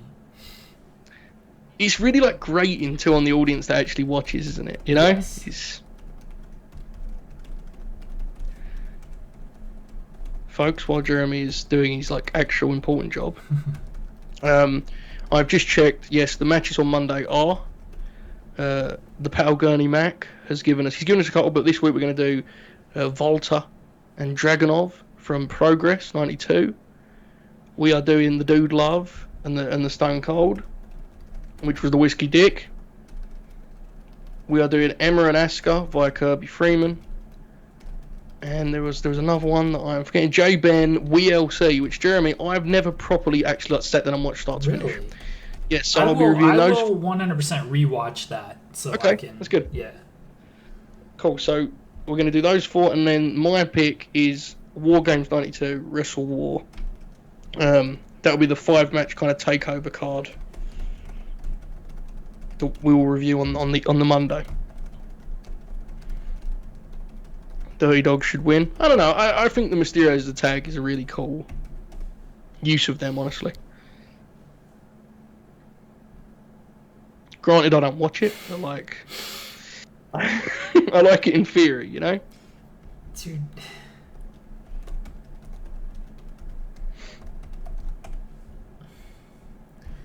Didn't.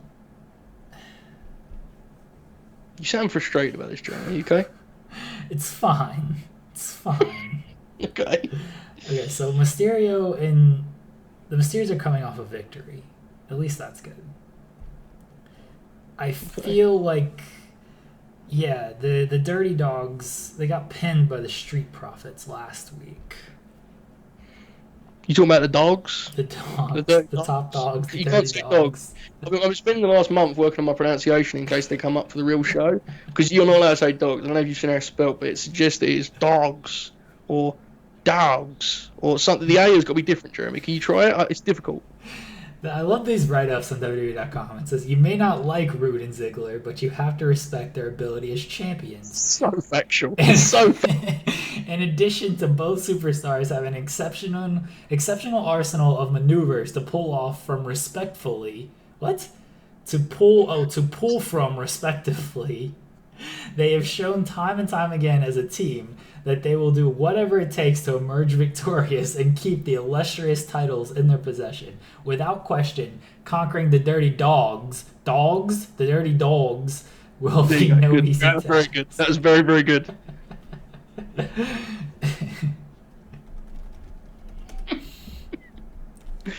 Okay. Here's the thing with that match, okay? They'll get a tight 8 minutes and it'll be good. That's the kind of match that in a different setting, with 15 minutes, would tear the house down. I really mean this. I think they'll get more than 8 minutes, honestly. I hope so. To be quite frank, Jeremy, I'm pretty sure the Street Profits are going to be added to the match, so I'm not going to get too excited. Fair. Ray, They've never just like announced a match and then added somebody else like 2 hours later, though, have they? They wouldn't do that. Ray, I appreciate your fired up for the review. You, my friend, of course, anytime, either in the chat or via the DM, can suggest a plethora of matches. I will get to them all eventually. We'll probably end up doing these Monday shows, I would say on average, probably a couple times a month, because there are so many pay-per-views now. Like, I know next Monday, Monday after this coming up one, I'm going to be reviewing, and Jeremy, I'm certain, will join me for the Backlash one. I don't think you're going to be watching Under Siege, but I would also... No, I am going to be watching Under Siege. Oh, there you go. Well, I'm both of them, man, so there we go. I'll talk to you about that show in a second. We can discuss it on air. Cool. Prediction for the European finals. Are you saying, J-Man, are you talking like my prediction for City Chelsea, or are you saying like, European Championships, internationals? Because either way, if it's the Champions League, Chelsea appear to they played so well in the cup semi-final against City, so they're as good a shot as anyone's got against them, right? They're as close to having City's number as probably came with old Tommy at the helm. Yeah, Ray, I'm definitely going to try and get variety. Yeah, I want to have. We've got a killer women's match. We've got an indie match, a comedy match, effectively, and then a big star match this coming Monday. So when guys give me suggestions, I'm trying to shape it that way. So again, if you want to hit me up with them, you can. Anyone in the chat, if you're a subscriber, suggest a match and we'll go. United Villarreal are a good side from what I haven't actually watched those matches because Thursday obviously I'm doing this dumb show, but they're a good side by all accounts. But United should win. City Chelsea, I'm gonna pick City because it feels like it's about time for them to win that thing. However, I say again, Chelsea are probably some of the worst opposition they could have for that spot. I would kind of guess, right? Stylistically, in terms of. I thought Real Madrid were really disappointing in the semi-final. I actually watched that. Very, very disappointing. Just no ability to break them down. It actually frustrated me as someone that wasn't rooting for Chelsea. Any type of match, JJ. JJ, you can suggest the most horrific TNA stuff or the good TNA stuff. Just, don't get mad at me, JJ, if I say it's not actually good. The DMs are filling up now that they've put the Dirty Dogs. Bob O'Neill has just messaged me here. Do you have enough matches for this Monday? If so, I'll send some next week. Bob's fired up now. Simo's in the classic Joe fucking rules. I appreciate that. Yes, Joe, but they beat them in the. I think they beat them in the FA Cup semi-final, right? Or was it the League Cup semi-final? Fuck. I forget, they played them off the park. They played so well in that game. Let me reply to Bob, folks. I gotta do dark side viewership anyway. What did it do? I don't know yet. I just know I gotta do the article.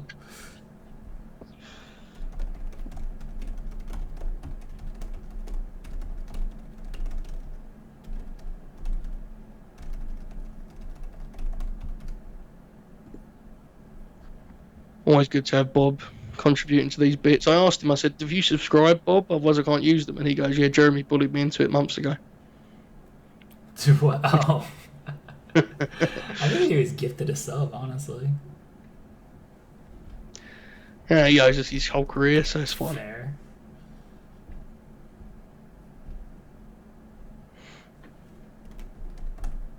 Oh, man. Mox and Dickinson against Nagata and Ren Narita. Yeah, that should be good. I actually may check that out. I don't know if I've still got my New Japan World subscription. I'm going to be honest with you guys. You know, when you watch one match a year, it gets to a point where you're like, I'm not sure about its investment of my money. What time did Dark Side air? Does that air at 9 o'clock? Anybody? Or does it usually air at 8? Yeah, because it was a two-parter, right? So.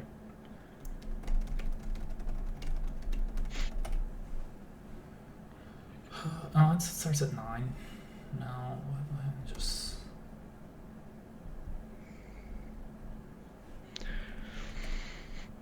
Folks, you see in the chat there, my pal Chris, Music and Moonsaults, next Friday. He will have uploaded my review with him about Sacrifice 06, a show headlined by the Christian Cage outworking everybody against Abyss. There's a banger AJ Styles Chris Daniels tag on that thing. There's a shitty Raven match. It's really it's actually a good WCW TNA show. I enjoyed it. Always fun talking with Chris about the old wrestling pay-per-views. So that's next Friday over at Chris's channel, Music and Moonsaults. Apparently, I heard Jeremy got a raise, says Ron. Factual. Jeremy's a big deal, guys. I enjoyed the Dark Side of the Ring, but I actually watched that. It was very good. Although I'm not sure I'm legally supposed to have seen it, so. Really? Whiskey Dick says, Joe, what do you think of Pac and Orange Cassidy going to draw to set up a triple threat? I don't really like it, to be honest, man, because while I'm with the idea, I think I've seen enough triple threats for a lifetime. I actually had to rewatch the Mania Night 2 main event. I had to rewatch it because the first time around I was just dead to it. I just feel like I've seen that formula too often. It would be really good because it's Kenny, Pac, and Orange. So I'm in on it. I would rather it be Orange singles or Pac singles personally. I don't know. What about you? For a triple threat, I don't know how much. AEW doesn't do a lot of triple threats, do they? No, I think they did one in the first couple months of Dynamite and have legit barely done one since. Tag teams, yes, they like to do their little fatal four ways and things like that, but singles triple threat matches, I can't recall many at all.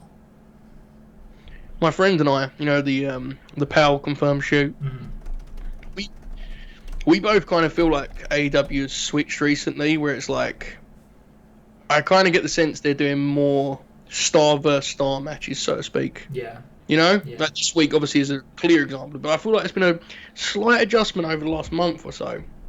And I think it's good, man, because they've got so many wrestlers.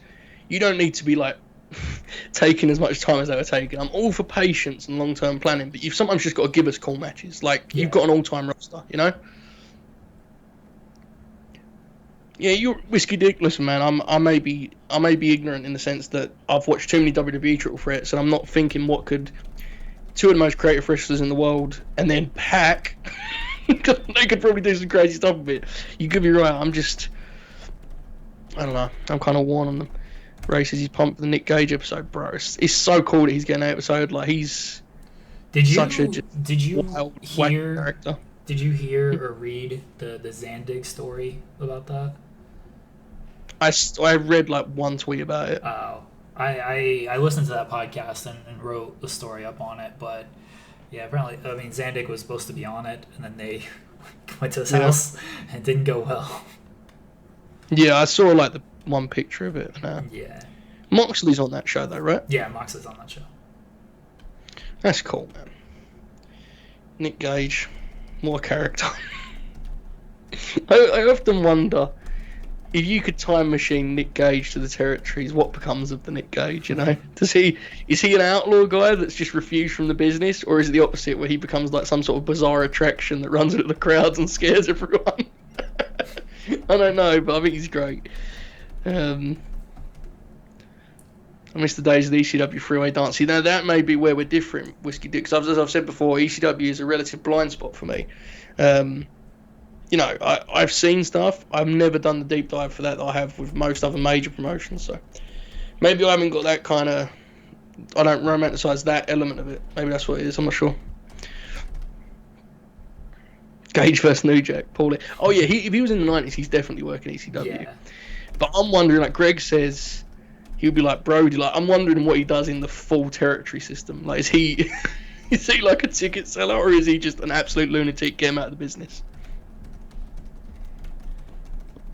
I am Crackerjack with Texas and Gary Hart, bro. That'd be sweet. Gary Hart's one of the greatest managers ever. He don't get enough love. I prefer the elimination style versus 1-4. I like elimination almost anything, man. I love those, like, I mean, I guess they're called Survivor Series matches generally, but even New Japan will do them every once in a while. I don't know if they still do, they used to. Where it's like a 10-man elimination Survivor Series style.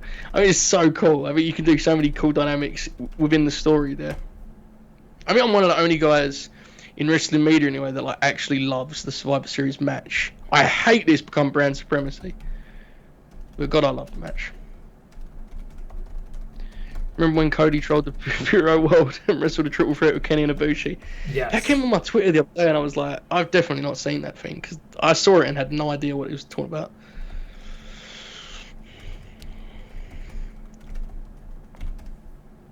Oh man, Bob has come in here with some suggestions. He's got Brock and Big Show. Oh god. Brock and Undertaker, Hell in a Cell. That's a great match. That first one's great. Canadian Stampede, Michaels and Sid. Was a nice fella, you know.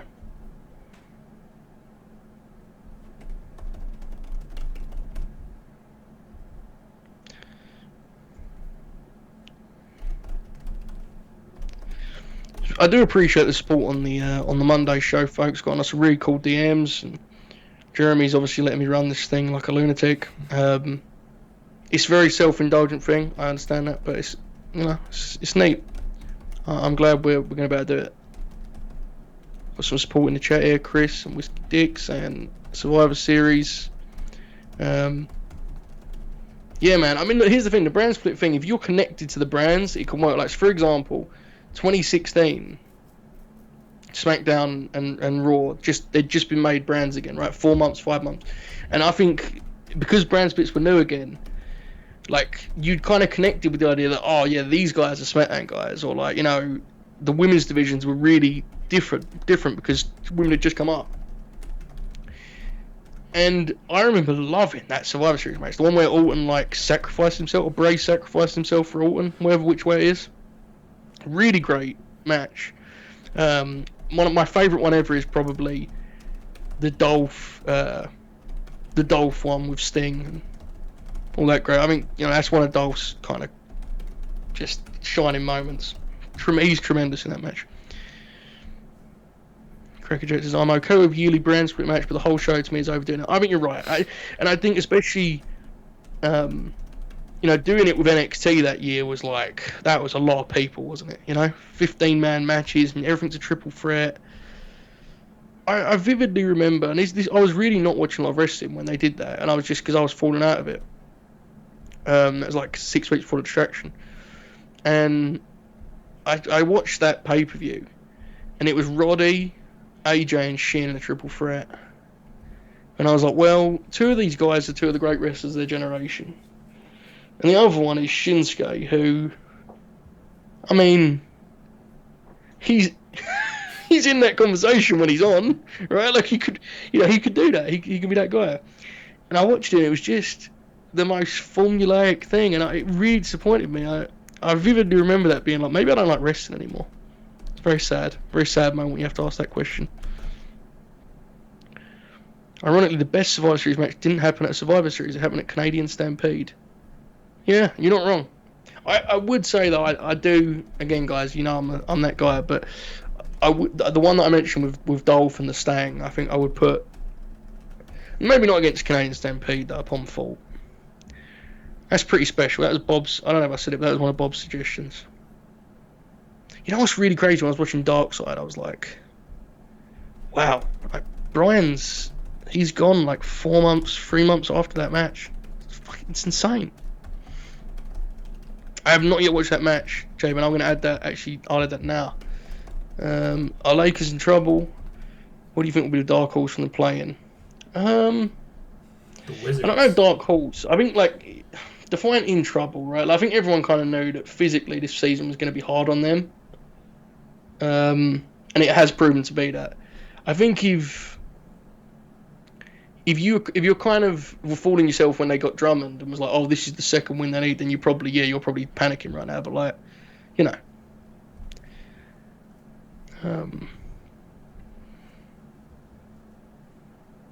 it is Stang is not. To be clear, Whiskey, I don't want to get myself in trouble. Stang is not in it. It's his big arrival. To be clear, but it's really great. You know, Brody's in it. He's fabulous in it. Rusev's like, you know, undefeated killer Rusev. It's a really cool match. 2013 and 14, WWE actually produced a lot of good content. I don't know if it was considered good at the time, but I can tell you, watching it back, there's a lot of good.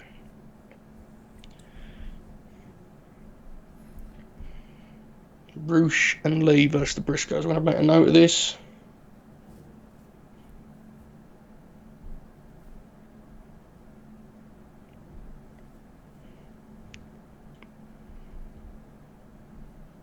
Yeah, Daniel Bryan's on fire. There's a lot of good stuff. Like, I feel like, really, you know, we're talking relatively, but I think there was somewhat of a return to form at that time with, you know, you had an act like The Shield. I think it's an all-time WWE act. I think the Wyatt family act was great too. Much as we have fun with Bryan now, I think the original act was wonderful. So there was some good stuff there. Cena's still, you know, he's still on and he's still doing his thing. Bryan obviously is. What is that? So I think that's maybe Randy's peak too. Like, I love his matches with Bryan until they get convoluted and stuff, but that happens. There's a match with Bryan and Randy from a December Raw, I want to say. That's like one of the best Raw matches ever. Tremendous. Okay, Joseph. Yes. Let's get back to this, but real quickly. As I have done, everyone, go click these articles. Go click on the thing that I already talked about and the other thing that I already talked about. Just give me clicks or tell me nice things about me on Twitter. That Monday show next Monday. So here's the thing with that. We're gonna do it.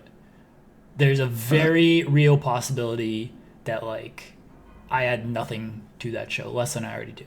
So I'm driving back from North Carolina that day. I'll probably get back at like 2 or 3 o'clock, and then we'll do the show at like 5. Okay. It's like an 8.5 hour drive. So I'm just letting you know. I don't know what kind of mood I'll actually be in. I will probably turn up to that show with notes on like 18 matches. It'll be fine. Okay. If there's one show I'm comfortable carrying without thing bombing, it's that one. I think I can do it. I'll be okay. No. I know you can carry it. I'm just letting you know, like. Oh, I get it. I'm with you. I will be. Cool. I don't know how exhausted I will be driving for 8 hours. All right. I'm now fully expecting you to turn up and be like, anyway, let's talk about this Under Siege, you know, Ace Austin match. Chris, yes, is the 2016 is the one where Roman kills Shane with a spear. Oh, yes, yeah. Go ahead, Jeremy. Yeah, I am watching Under Siege though, because I'm basically gonna miss that next Friday of work, and then I'm gonna miss next Monday of work. So you know me, if I miss time, I feel like I gotta make up time. So like Saturday and Sunday, I'll probably be listening to shitty interviews. Fair. I'll say this much: that I don't know what else is on that show. That main event should be really great, relative. You know, like Eddie Edwards and Finn Juice are about as good opponents as you can line up for Gallows, Gunn, and Kenneth. Yeah. So that should be. Okay. We got our main event. We know it's Bryan. This will probably be our last show. I'm sorry we only did 2 shows today, guys. I need to. We'll see. We might be able, if we can book the last one real quickly, we can do that one. I think it's Wesley Hanson. I forgot he was Hanson. Yeah. This is gonna be a long match. Like, I think these 2 guys can like go. Well, yeah, Wesley. I mean, I don't know if Wesley's been good, but we've certainly like treated him like he's good. Yeah. You know. All right, Bryan promo. Botchamania is back online. What happened to Botchamania? I think it got pulled because of AEW. I don't know if it was like AEW, why they pulled it, but I think it got pulled because of them. I've rewatched Blood and Guts again today, Jeremy. I saw you tweet about it. I've watched it twice. I've watched it 3 times now. Yeah. Every time I watch it, I'm less worried about the stunt bump and more worried about the Chris's general Oh yeah. mind state. Yeah, real tough. That's fine. Okay. What do we have in between all this shit? Okay. So Sherlex, he gets the finger and he's like, not political. That's I'm imagining being like, oh my god, it's Cohen. And Mark Madden's like, wait, what? How does he? Okay. Just making sure there's nothing else there.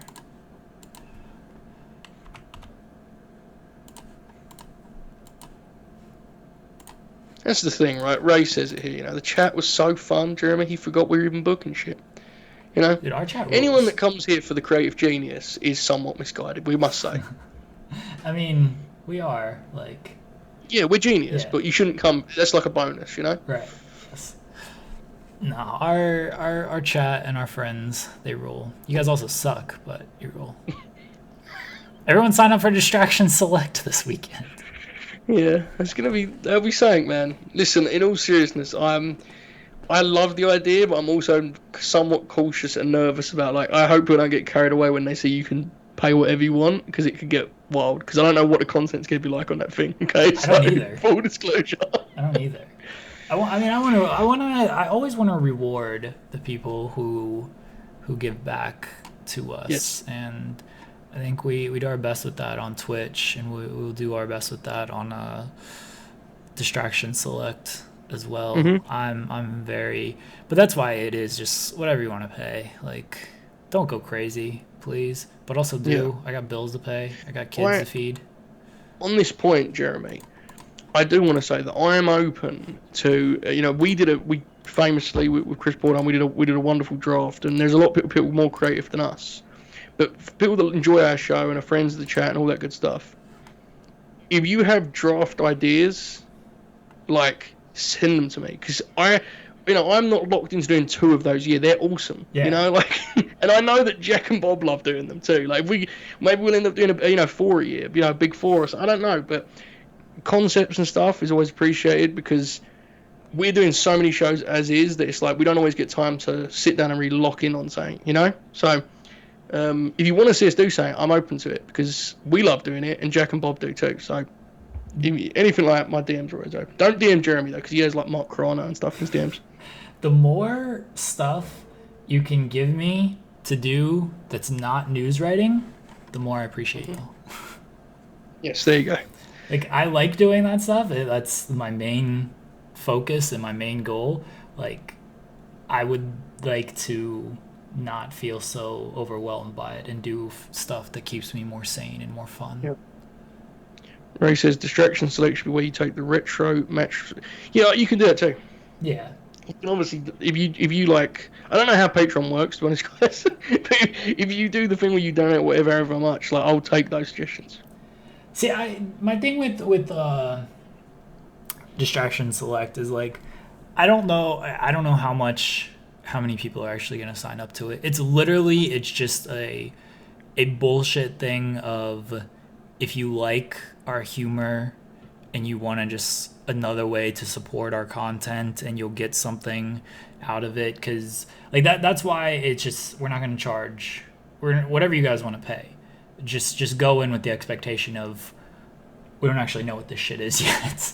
Like, outside of just like posting like our bullshit, like distraction scoops and like things we might be working on and stuff like that, I really don't know what we're actually going to do on this, because a lot of stuff we do through Twitch anyway. So it's like, okay, what are we going to post on the Distraction Select gimmick?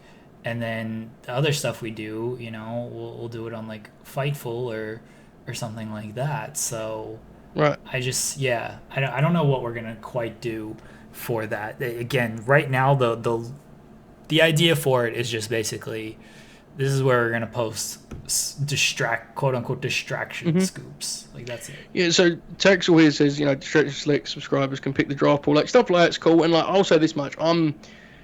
if you look at my output right now, there is none. So I'm happy to write some stuff for that too and have some fun with that and do goofy shit, because obviously if you're going to be on the distraction select, you're going to be aware it's going to be goofy stuff. Yeah. So like I'll do that stuff too. So I would definitely subscribe knowing that it could be complete shit, but like there's a chance it turns out to be quite good. I see. So I was going to talk to you about that, of doing, hey, did you want to do like an article or something for it? I want to do articles again, and I'm sure like Sean would post them on Fightful and stuff, but some stuff like I just want to just act stupid on, and like yes, it would be wacky stuff, right? Like so for example, if you're in this chat and you've read my Samoa Joe article, that could be the kind of thing that I would happily post on that service. Like it's not the kind of thing I want on Fightful because I'm supposed to be a professional writer man there. But stuff where it's just me telling you about my fandom and going back and forth. I'll do that. That sounds fun to me. So it could end up being good content. I doubt it, but it could be. Toast Beef 47. Thanks for the follow. All right. What else do we have on this show? Oh yeah, we're doing a show. Yeah, let's get through this. Should definitely be our last show, Jeremy. We're both locked. Okay. We're so far removed from BPW. We're sitting here talking about every show but this one. I apologise, folks. What else are we going to do here? So we could do another Nia win. Okay. We did that 2 weeks ago. Yeah. We need, because we need to kind of get her rolling. Right. She should probably interact with Britt next week. Okay. I would say. Who's Nia gonna beat? She can beat men. Like, who cares? She can. She's not like most girls. Fair. She can beat. She just beat the boogeyman and like he just gets back up and Nia comes out. Yeah. I like that. I think what we should do is, the one thing we should do before we go, Jeremy, is we should like do the pre-booking on pay-per-view thing, because I feel like we've set up plans that we haven't actually got around to booking in the game. Okay. That we'll forget. So like, our next pay-per-view right now is looking like Mox and Stalker. It's what else we got? Brian and Bob. Yeah. Okay. So we got those two. When the Mr. and Mrs. Arsehole face each other. Never, brother. They're about to be a married couple. Yeah. Let it play out, Ray. Okay. Alright. And then we've also got Nia. Big E and a handicap, right? And that match. Yeah, Nia and Alexa as well. Or Nia and Britt, sorry. Britt. Yeah. Not Alexa, never again. Come on. That was a WrestleMania classic. It was. I'll say this much honestly. I was bullied. I think I've said this to you. I was bullied into rewatching elements at WrestleMania. Their Mania match is actually like not bad at all. It's one of their rematches is terrible. The problem with the Mania match is everyone had convinced themselves that Nia was going to do like a squash, and she was just never going to do that. Yeah. So they got upset with that to watch 10 minutes of those two try to wrestle each other. It's not bad though. It's fine. All right, I'm not going to pick for any kind of review, but it's not bad. We've got to start to set up. So we have Stephanie under contract now. We've got to start to set up like Shane and Paul as like being in the TV title. So do we want to do like Big E comes into the gym and it's just like he's working out, and then Shane and Paul just like either they harass him or they're talking about Paul's talking about his date, and Shane is like blowing him off, something. This is the thing I think we should do, and this may be a disservice to Big E, so you can tell me what you think, but I think we should actually do Shane's training harder than ever in the gym, and Paul E comes in and he's got like the lips on his that goofy shit. He's like, wow, you're really hitting that bag, and Shane's like, I got a title match. Paulie's like, so we've got a title match, because remember they're a tag team, right? And he's like, no. He's like, no, you were too busy, going after that girl. I'm here, man. I'm getting shots off. I'm active. I'm facing Big E for the television title, because that's what we're going to do, right? They're going to both have a crack at it, and then. So I feel like we could do that, and then my pitch is almost, should we get rid of that Nia match and do a Big E TV title defense? Okay. That's kind of what I'm thinking, because like. I feel like match quality wise, just an 8-minute Big E match would add a lot more to our show than a shitty Nia squash. Yeah, we can do the Nia squash next week, honestly. Right. Yeah. Yeah. And let's be honest, like she's not, she's not good, is she? So No, she's it's not. not really a priority. Because we have a Bob squash, so like it feels like one squash and two competitive matches, relatively competitive, Yeah. is the way to go. That's usually. I don't. Where the fuck can I? Okay, remove segment. It's like, what am I doing here? If you just said clear all, we would have not known anything. We'd be like, we book Nia. All right, who's Biggie gonna beat here? And we need someone that's not like terrible. Dude, Which is everybody on our roster is terrible. Repo Man terrible? Probably, but I mean, he says he's an upper mid card, so let's go with it. He only has neutral momentum. He does not have negative momentum, which feels good. Alright, TV title. Biggie. Like that can be like a C, surely, right? Yeah. Hopefully, anyway, we'll see. Alright, we've got okay, let's go there. Let's go there. Alright, we need to book like 2 more angles on this show, and then we'll be good. Okay, so maybe what we do with Nia is what's Britt doing on that? She said she's doing the open. Yeah. Try to figure out how we get to Britt and Nia. All right, I'm gonna do a segment with because we haven't done anything on the tag team title follow up, and I know that's my thing. Yes, that's true. So I think I did like the Doink House thing a couple weeks ago. So New Day is back because I don't think they've been on this show since they lost the titles. So they're back after the Big E match. Let's put that there. So that way it's announced like, okay, Shane gets a title shot, and then we go into the Big E match. Mm-hmm. After that, New Day, Big E comes backstage. He's with New Day. They're talking, they're celebrating and everything. Big E's happy that they're not dead after their match and everything. And New Day is just like, well, we know what we got to do now. And I'm basically saying that because that just buys me a week to figure out what the fuck I'm gonna do with this. Okay. Because I think I'm gonna do some just some wacky comedy with like New Day and like magicians and shit like that. Like it's gonna be stupid. I mean, that could be good stuff though. Kofi and Woods going to learn the art of magic could be quite. And then I'm imagining Woods looking down the camera and being like, so basically you're just deceiving people. I could never work in a profession where I'm trying to fool people that I'm doing something that I'm actually not. And then winking, and then Madden's like, the format, not on the format. You know? And then like 100 dipshits like at Cornette on it. Here, look at this. Do we do because what else do we have for this show? Anything that you think we really need to hit? I mean, look, I'm going to be honest, Jeremy.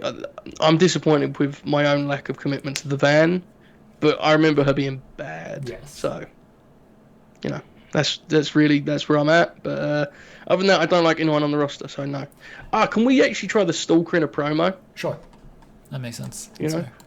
He's like, I actually think in this case, we have so many goofy promos about Arsenal. This could be him being like, you know, obviously I can beat these clowns, but I know, you know, deep in my heart, I can hang with a guy like Jon Moxley. That's a real tough guy right there. You know, like he's kind of begrudging respect. He's a dick, but he's not going to be a fool about Moxley. He knows Jon Moxley's a bad man. Right. I'm going to have Moxley overness, so maybe that'll help it a little bit. There you go. Okay, that's our show. Good?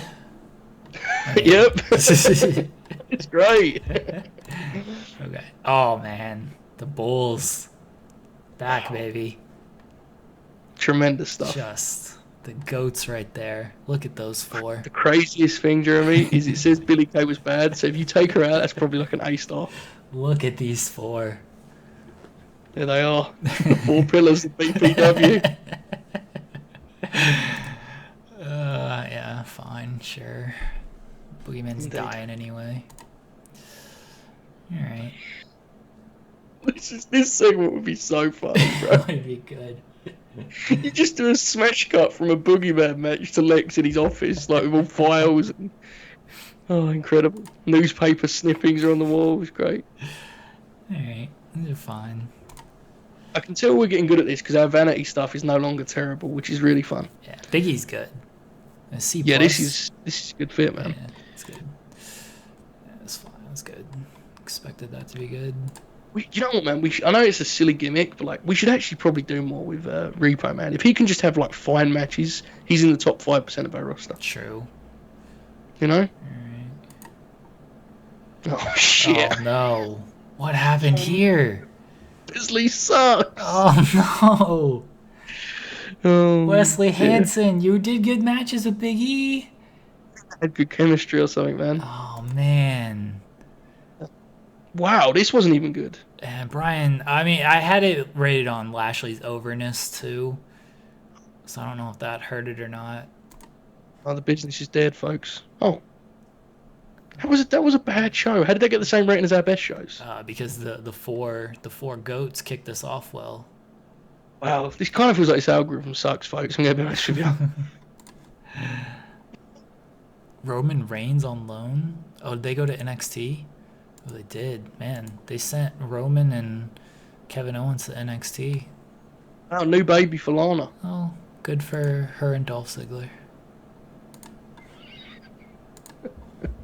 That was very good television. Alright, who... Oh, man. Oh, fuck Bam Neely. Can I just fire him? Yeah. Awesome. It was a tasteless rib. What do you think he did, bro? I don't know. He was happy at the decision to be fired. I'm imagining... Who was it? Was it Zeus that beat up Charles Robinson? I'm imagining Bam just cornering Charles, just kicking the shit and being like, funny, right, guys? Remember that? It's like, leave him alone, you bully. It's fine when Zeus does it, not when Bam Neely does it. Okay, I think we should try and do the van here. Jeremy. I think in a long match? No, definitely not. But we should try and, just get her rolling a little bit, No. She had so much momentum on entry, Jeremy. It's a one-match show, Joseph. If she's going to be on this show, she's winning in a 20-minute match. Put her in there a repo, man. Okay. See if he can lead the dance, baby. Okay. Elite match. Look at this.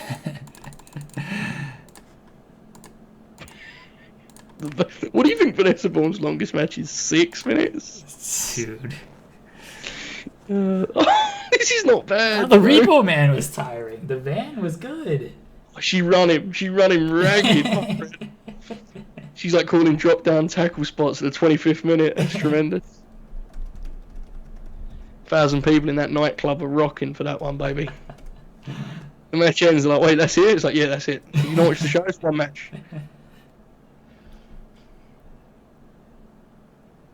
Tremendous stuff.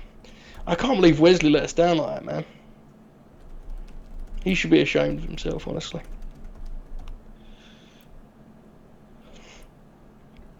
SmackDown is going back to 2006 tonight. Did you know that, this throwback SmackDown bullshit, I don't know what to expect from this. Like, it won't be good. It'll be like, it'll frustrate people that expect it to be a really sincere throwback. You know that, right? But see, the thing with it is the graphics, they're using like raw stuff from like the 90s. It's like you're not even to promote it. Like when the vignette aired last week to announce it, it's like, we're going back in time, SmackDown throwback. And they're showing fans and the set from 1993 Raw. I'm like, what? I mean, of course, yeah. I truly think that like this was not a WWE call at all. Yes. Because Fox Sports has done a whole week of throwback.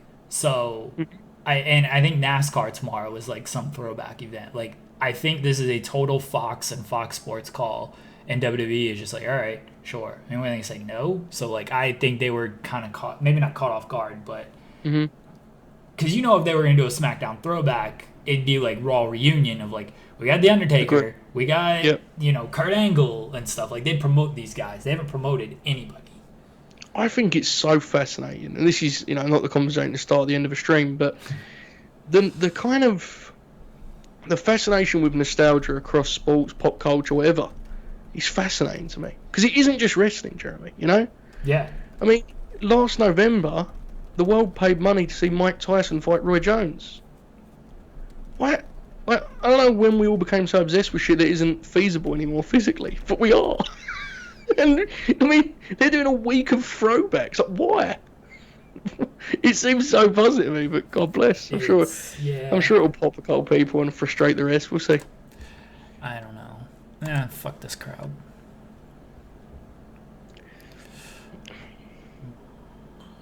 John Gresham. It's very good.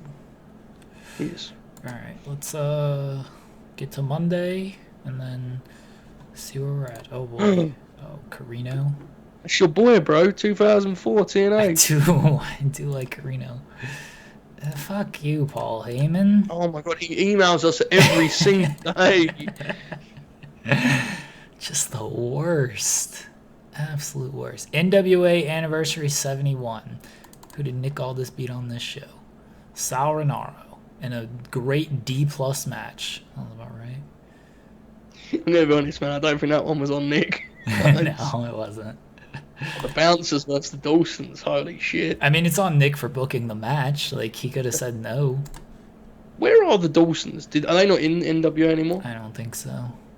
Oh, I like those guys. He won Best Young Prospect again. Coward. Look at these two faces. Peak New York City. Oh, that was one. Oh, whatever. Oh, here we go. We got the Taz. Brell has joined NXT. Oh my god. What does he do? What role does he have? Can we see that? It probably just a manager, I would assume. Yeah, manager, color, and personality. Oh man. Oh, shit. Oh hell. He's gonna get in a lot of trouble there, man. They must be really panicking right. to sign him. Like, his personality is the worst it could be. Yeah. I mean, they're sending Roman and Owens to NXT as well. This is true, yes. Like, I set Brill off as though that he was that character. That was the real person. Yeah.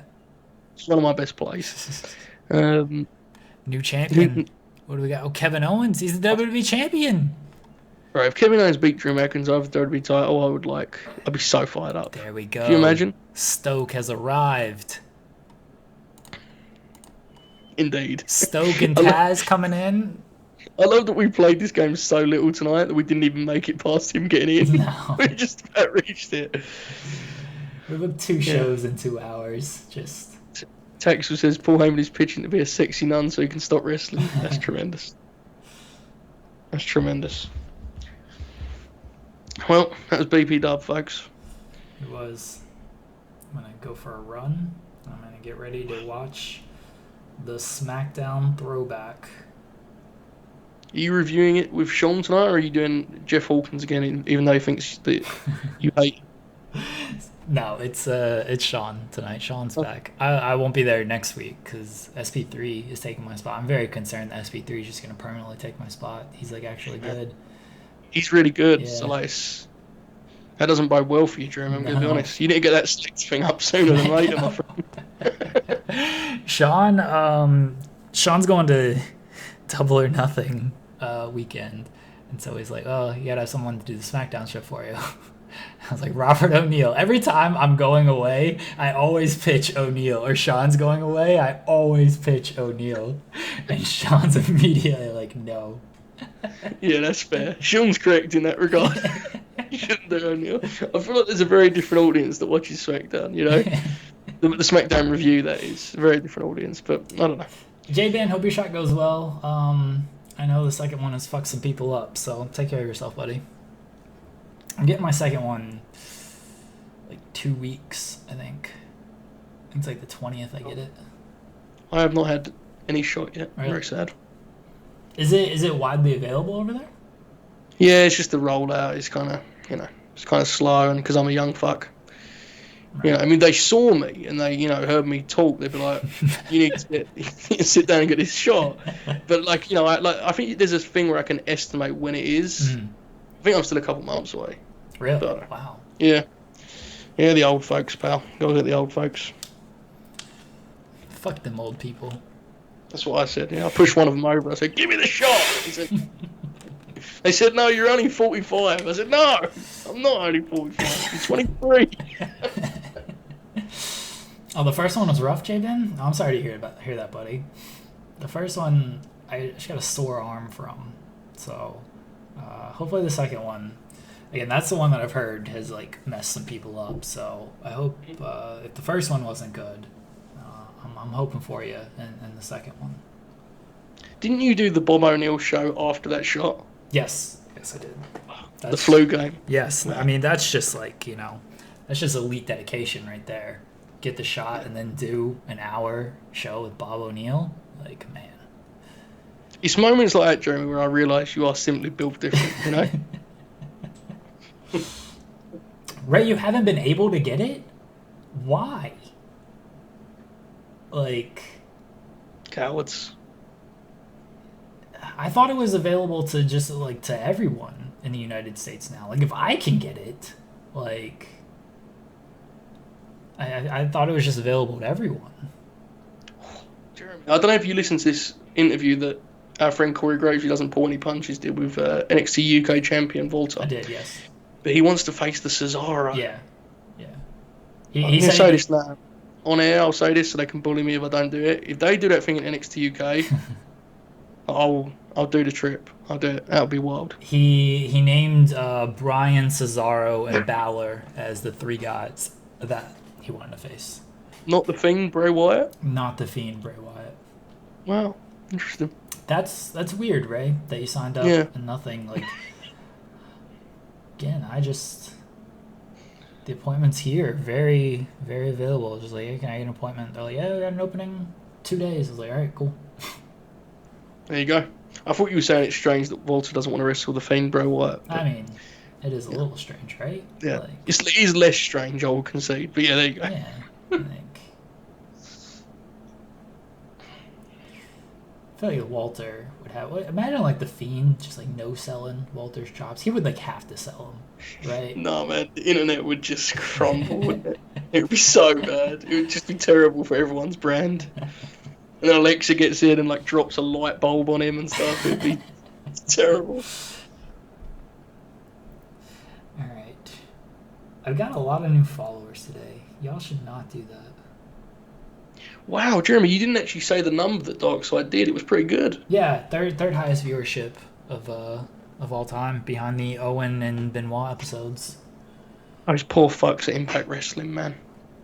I was like, man, like, this show just, like, it's gonna beat Impact every single week, and that's a bummer. I get it's a documentary show and it's not just like a weekly wrestling program, but still. I feel like what you just said actually explains why it's bad. Yeah. I get that it's a documentary and not actual professional wrestling, but still. But yeah, exactly. I mean, the Bulls documentary did better numbers than just an NBA game, you know? Listen, Brian Pillman may have rose to prominence in the mid-90s, but he's not Michael Jordan, okay? And we're not walking around in Pillman's sneakers in the mid-90s, let me tell you. God bless him, he was great, but he wasn't that guy. I just wait until the Brit, Sid, Alexa, Billy Kay documentary comes out 20 years from now. Like, man. Is there a documentary in wrestling? Obviously not as big as The Last Dance. That's like... Jordan's like Ali level, right? Like, it is what it is. But who's the one that could actually somewhat, get in pop culture, kind of? Like, be a discussion on Twitter if it was on Netflix tomorrow. I mean, they're doing the Vince documentary. Like, I feel like that's it, right? They do that thing properly, though. That's like... Yeah. Like, there's just no way to do it, because, like, Texas says Vince too, and I agree with you guys. But at the same time, if you do it properly, it's like... It would never get out, would it? Because there's just so many awful skeletons in the closet.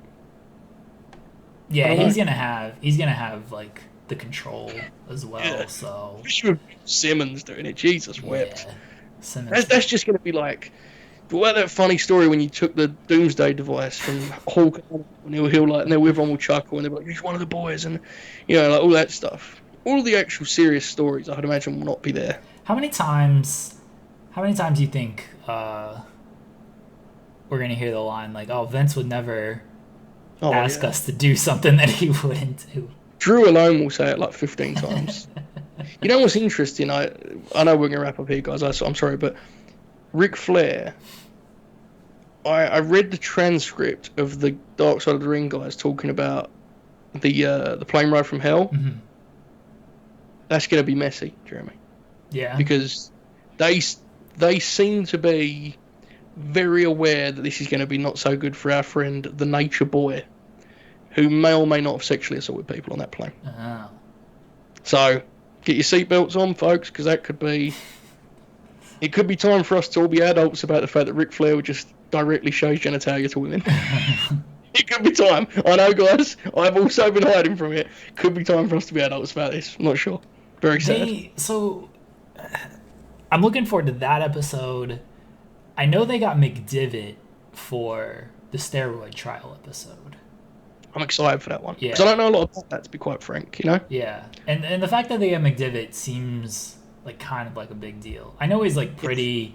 He's willing to make statements and stuff. And, you know, he's a lawyer. He's going to say what he wants to say. And he's going to lawyer speak around shit. But it seems like it's a pretty big deal. I agree.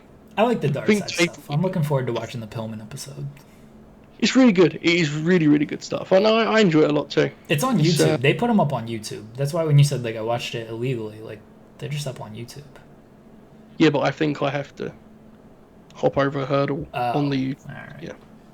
You have to say all that. Just you watch it on YouTube. Let's not dwell on that. Let's go back to talk about sexual assault. Let's talk about the real easy stuff. This guy's name. It's a great show. That was my point. I don't watch it illegally. Leave me alone. All right. Guess I'll wrap this up. Thanks everybody. Sorry we didn't book quite as much as we usually do on these shows, but actual other work called, and then we just bullshit. You guys know how these streams work. We just bullshit. All right. We'll be back on. No, there is no late night stream tonight. You can watch past episodes. Last week we answered all of life's questions. Very fun. And then a couple weeks ago we did bad dating stories. So everyone tweet Louis Dangor, tell him he's a coward. Just do it. And then no late show tonight. We'll be back on Twitch probably Monday, unless I feel like doing something over the weekend. Mm-hmm. But otherwise, definitely Monday. It is a for sure one. Maybe something over the weekend, depending on just how I'm feeling. You know, Jeremy, you said that you answered all of life's questions. Did anyone suggest, dare for an explanation as to how Shawn Michaels the Heartbreak Kid and Mr. Perfect Kurt Hennig failed to have a good match at SummerSlam 93? Because if not, I would like to throw that one up for the next Friday show that you do. Just throw it out there. I'll keep that in mind. Thank you, Jeremy. I appreciate it. DM's open, folks. Match suggestions. Bob O'Neill has come with 5 of them. There is a couple more that have come in. Give them to me, folks. I'm going to fill them up and schedule them. Let's go. Can we just never listen to O'Neill? What if we did that? For some reason, dude, I actually like him. Why? You know, I don't know. I'm not comfortable with it either, but I do. I like him. He's a good guy. He's very good at drafting. Yeah. He's genuinely good at it, Jeremy. He was doing it because I don't think he prepared at all for this draft. I actually prepared, Jeremy. You know me, right? Yeah. I don't think he did it all, and he was if you didn't know better, you'd think he likes the AEW roster, and he doesn't at all. Yeah. He doesn't like it at all. He's okay. Bob's a good guy, you know. Ray tweeted Louis that you were a coward per me, and Louis DM'd me and goes, "What?" I'm gonna say you're a coward for messaging me and this in the DMs. Well, always the heat with the Louis. Always the heat. Louis lying to me in the DMs. Louis tried to... I think he took my AEW 2 million tweets serious. I really think he did. And then man, that's bad. That's brutal. And then yesterday, when they don't hit 2 million, obviously, Louis quote tweets and he's like, "Oh, what happened to the other 900,000?" I was like... Do I need to say 5 million so you get that it's a joke that I think AEW is doing these viewership numbers? When I saw people being they were analysing it, I'm just like, guys, I can't stress this enough. The point of all this is they're doing fine. Yes. There were people that were like, well, I'd have preferred. Someone actually tweeted this, and if they're watching, I'm sorry, but they were like, I'd have preferred 1.3. Well, like, obviously, you'd have preferred 200,000 more people watching it. Of course, duh. I'd have preferred 4.9. It doesn't mean it's going to happen. Louis, man, Louis should get it. As a Brit, he should see that that's blatant sarcasm from a guy that doesn't care about ratings. Like, obviously. Dude, I don't care about wrestling. You really like ratings are even lower on my list. This is very fair. Very fair. I'm gonna tweet about star ratings. Does he get offended by star ratings, JJ? I'm gonna start tweeting star ratings. He'll find his way. He's only a young lad. He hasn't polished his takes yet. They're still very raw, you know? I mean, he came on here and just got dunked on all day. Like, oh, shit, man. That was bad. Remember when we started talking to the bench, asking them to sub him out? Who's like, is Alex or Gary over there? We were hitting shots going back. Like, can't guard me. Just can't guard me. Come on, you gotta put somebody else in here. Doing the too small thing. Just straight Westbrook trash talk on him. Rocking the baby and everything. The visual of this is so funny because it's just us on an empty basketball court. Oh, okay, tremendous way to conclude this.